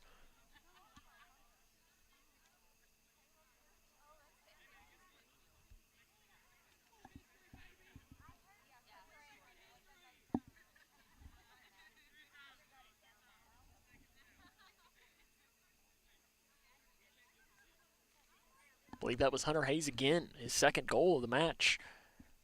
It's 7-2. Now, this is one of these things here, if you're Grayson, the last thing you want to do, 5 goals in 14 minutes is easier said than done. But the last thing you want to do is allow Edmonton to put 2 more on here and make things interesting. Would be really good here if you're Grayson is to put another goal on here and just kind of say, okay, we've kind of had enough. Over on the far side, hitting the deck, falling down is for Grayson County, and a little slow to get up is Logan Broom. Appears that he's okay, though, kind of stretching that right knee. And the kick will come for Will Meredith. Meredith sets it up and sends it in, and that one goes high and wide. He had Will Meredith, I think, kind of sarcastically clapped at himself. I don't think that's exactly what he was expecting. He kind of put both hands in the air and said, like, woo! Like, that was not what I was wanting to do. And an Edmonson County player did the same thing, like, woo! And Will Meredith pointed at him and laughed. Clearly it was done in a joking manner here. On the inside, comes through. Colton Glenn, an opportunity wide into the left, and it just goes through. And Colton Glenn is probably saying, what do I need to do? He's already gotten one tonight, but man, he's probably saying, come on. Up the far side, could Edmonton potentially put another one on it? Chips right into the hands of Jackson Kane. He booms one over the half mark. I mean, that was about a 60 or about a 50-yard punt there from Jackson Kane. I'm not sure he's been worked at punter for the Grayson County football team. But he might need to be looked at. But although Michael Wood for Grayson County, he had who in the scrimmage against Hancock County, he had 3 punts. One wasn't his fault. It was a bad snap. He had one, though, that was 43 yards and another that was, I think, 35, which not terrible. Again, kicking a soccer ball and a football, I know, are 2 very different things. Aiden Baldwin weaves through inside the box, picked up by Aiden Gates. The clock never did start. So it's been stuck here at 14:25 for a while. So if you're watching, we have no control over the clock. I know the official clock, as Kane picks up the ball there, is kept on the field. But maybe they just decided, let's just play a little longer.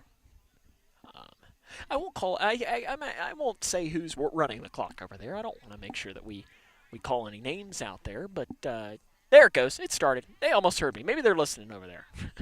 If you are, hello. I wasn't meaning that negatively at all. It was almost right on cue. Maybe they got the speaker over there. On the far side. Now on towards the middle. Grayson's got it. Broom gives the ball up, and some miscommunication there, and that's just a coaching moment. They'll have to talk that over later. Broom back to Meredith. Meredith down here to the near side. Meredith chips one in, and it just goes out of the reach of Gates underneath.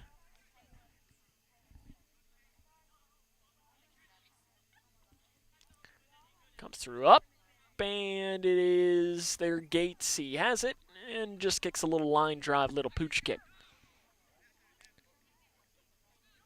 It's here at Grayson County High School. If you've never been, there's farmland that surrounds us here, and I'm not sure if they just put down some fresh manure or something tonight, but it smelled better. I will say that, and it's gotten progressively worse over the last 10 or 15 minutes. Falling down, but a run here for Edmonton into the hands of Jackson Kane, who falls down to his left with the ball to corral it. We got a host of subs coming in for both teams, 2 for Grayson, 3 for Edmonton. But just be glad you don't have smell-o-vision at home tonight. Ryan Higdon in for Grayson, along with one more player. In fact, I look down here watching with us is the man, the myth, the legend, Dennis C. Cook, whose son, again, I'm not sure if Dennis C. Cook knows, his son was inducted into something that we created tonight, the K105 Digital Productions Hall of Fame. He was the second member tonight behind Chase Blaine. Cole Snyder was put up for nomination but didn't get a second, and Alex Cook got the second. So congratulations to Alex as your crew tonight. Give them a shout-out. Cole Snyder's your director, Alex Cook, your camera operator, and also Cody Brock, your camera operator as well. They do great work. They're working hard. Over to the far side. It's something we created tonight, the K105 Digital Productions Hall of Fame. It doesn't mean anything. It's very prestigious, though. And we got a whistle blown and a foul over on the far side. We had another flash of lightning over to the far side. Somebody asks, I'm watching here, what's a pooch kick? A pooch kick's just a short kick. It's a term used primarily in American footballs, where you just do a shorter kick. And American football is where I come from primarily as play-by-play, so I will refer to a lot of things for that. It's nothing negative. It just means it's a shorter kick. Primarily a pooch kick is usually done on purpose as well.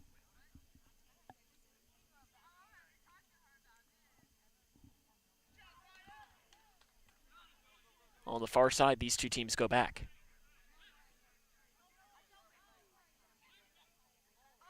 Ooh, that was almost like two knees that came together there. Grayson County defense trying to set up an opportunity here for Edmonson. Bounds through Will Meredith. There to shut it off and make sure nothing more could happen.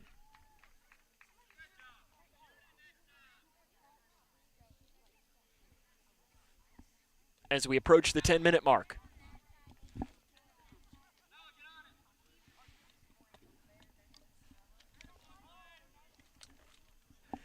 Another flash of lightning goes off kind of behind Lawler Elementary and kick ripped in and picked up on the bounce by Kane. There goes another one. Braden Garrett was the player that took that one. And there's another. I mean, we need to get out our protractors after this game and see if we can't measure some of the launch angle here for Jackson Kane on his punts. Up the near side. Baldwin. On the outside of the box. Nice move by Baldwin. Another move. Can he set it up for a goal? Rips it in, but it is picked up on the low bounce by Gates, the keeper. The clock has now been turned off here at Grayson County High School, so that means the clock is going to be kept on the field. So because of that, we're just going to get rid of the clock on our screen. And did they call off? No, I think they were bringing subs on. So right now, the Storms, they have been keeping very, very close eye on the weather here on the radar. And I think we're under 10 minutes to go. 6 minutes is what they're putting on the clock. That works. So I think they're going to try and get in these next 6 minutes, and they're having a close eye on the radar, though. As I know that the training staff for Grayson County has kept an eye on it, and I think about 6 minutes. That sounds about right to us. Because the clock was stopped for a period. Grayson, though, appears that they will be on their way to picking up the victory here tonight.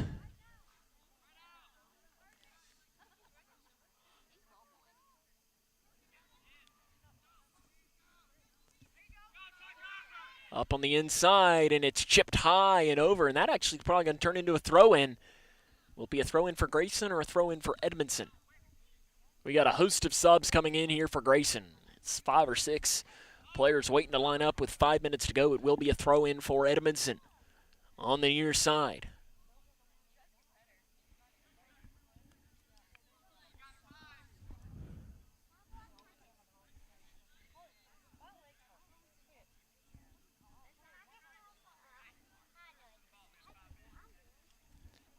Under 5 minutes. Obviously, I mean, Edmonton is in surprisingly no rush, but Grayson subs, no rush either to come onto the pitch.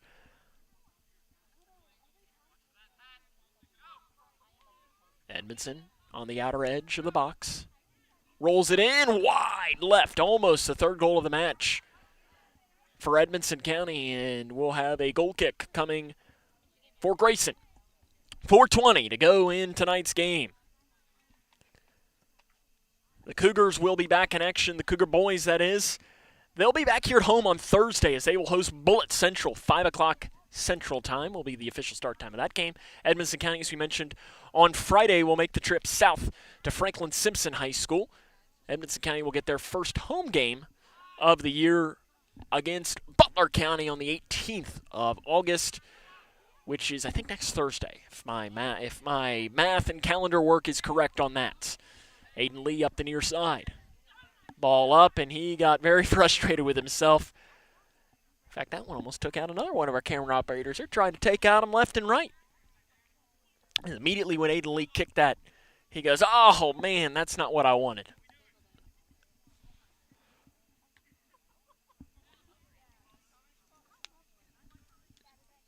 Bounds up. Into the air. Lee sends it over to the far side. 3 minutes. We approach that mark here in tonight's game. Sends it in, Wyatt Clemens. He took a little bit, almost curved into the upper right. Almost a really good goal by Wyatt Clemens, but it just didn't have enough curve. At first I thought it was going to be way right, but that thing looked like a Clayton Kershaw curveball right there, weaving into the left.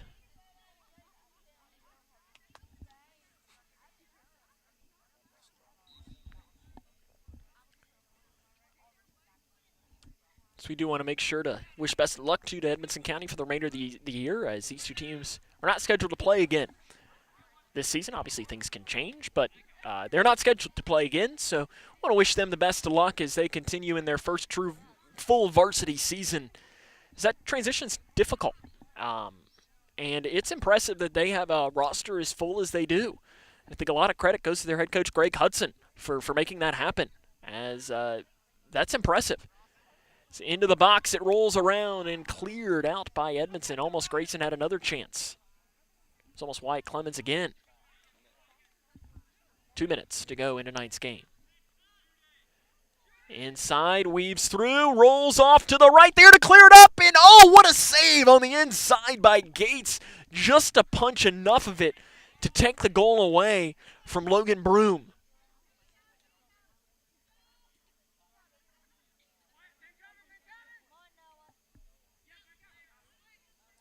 Off in, whistle blown, and we have a handball.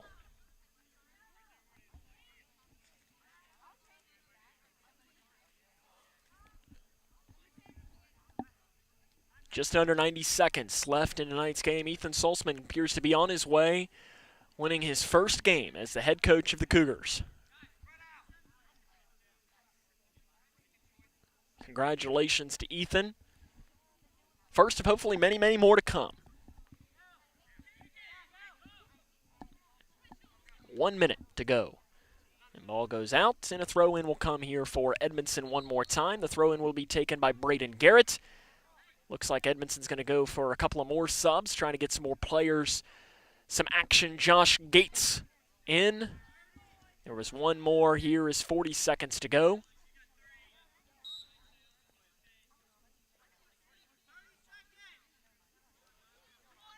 Aiden Lee up the near side. He's already got 3 goals in tonight's match.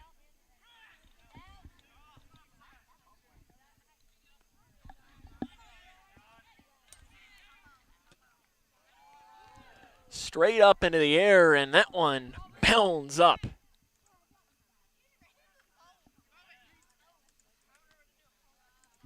Five seconds on the clock. Grayson County in the win, and the clock says zeros over there, and that does it. Grayson County defeats Edmonson County tonight, 7-2. Ethan Sulzman, his first ever win as a head coach, and Grayson picks up win number 1 on the season. We'll come back, wrap up tonight's broadcast after this, as this is Grayson County Cougar Soccer on K105. Connection. It's the name of the game in Grayson County schools. Connection with students, with colleagues, with community, through relationships, through partnerships, through small daily acts, through high-impact programs at all levels. Connections that teach, that encourage, that build confidence, that show together we can, preparing students for life, equipped with real and real-world skills for success. Together, we are GC Connected. Hi, can I help you? I just wanted to say thank you. Bye. Can I help you? Yeah, just wanted to say thanks. For what? For all the money that's been flying out of your drafty windows and doors this winter. It's just so generous of you. So, we wanted to say thanks. We? Yeah, the whole neighborhood's here.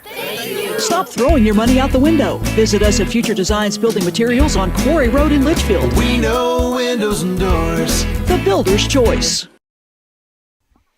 Welcome back here to Grayson County High School, where the Cougars sweep the doubleheader tonight in soccer against Edmonson County. The Lady Cougars win 8-0, and the Cougar boys win 7-2. We appreciate you taking the time to join us. We'll be back next Friday, the 19th, in 10 days, as the Cougar football team opens up the season against Edmonson County. So until then, I want to thank the K105 Digital Productions crew for their hard work. Your camera operators were Alex Cook and Cody Brock, and your director was Cole Snyder. So for them, on a night where Grayson County sweeps the doubleheader, this is Sam Gormley saying, so long, everyone.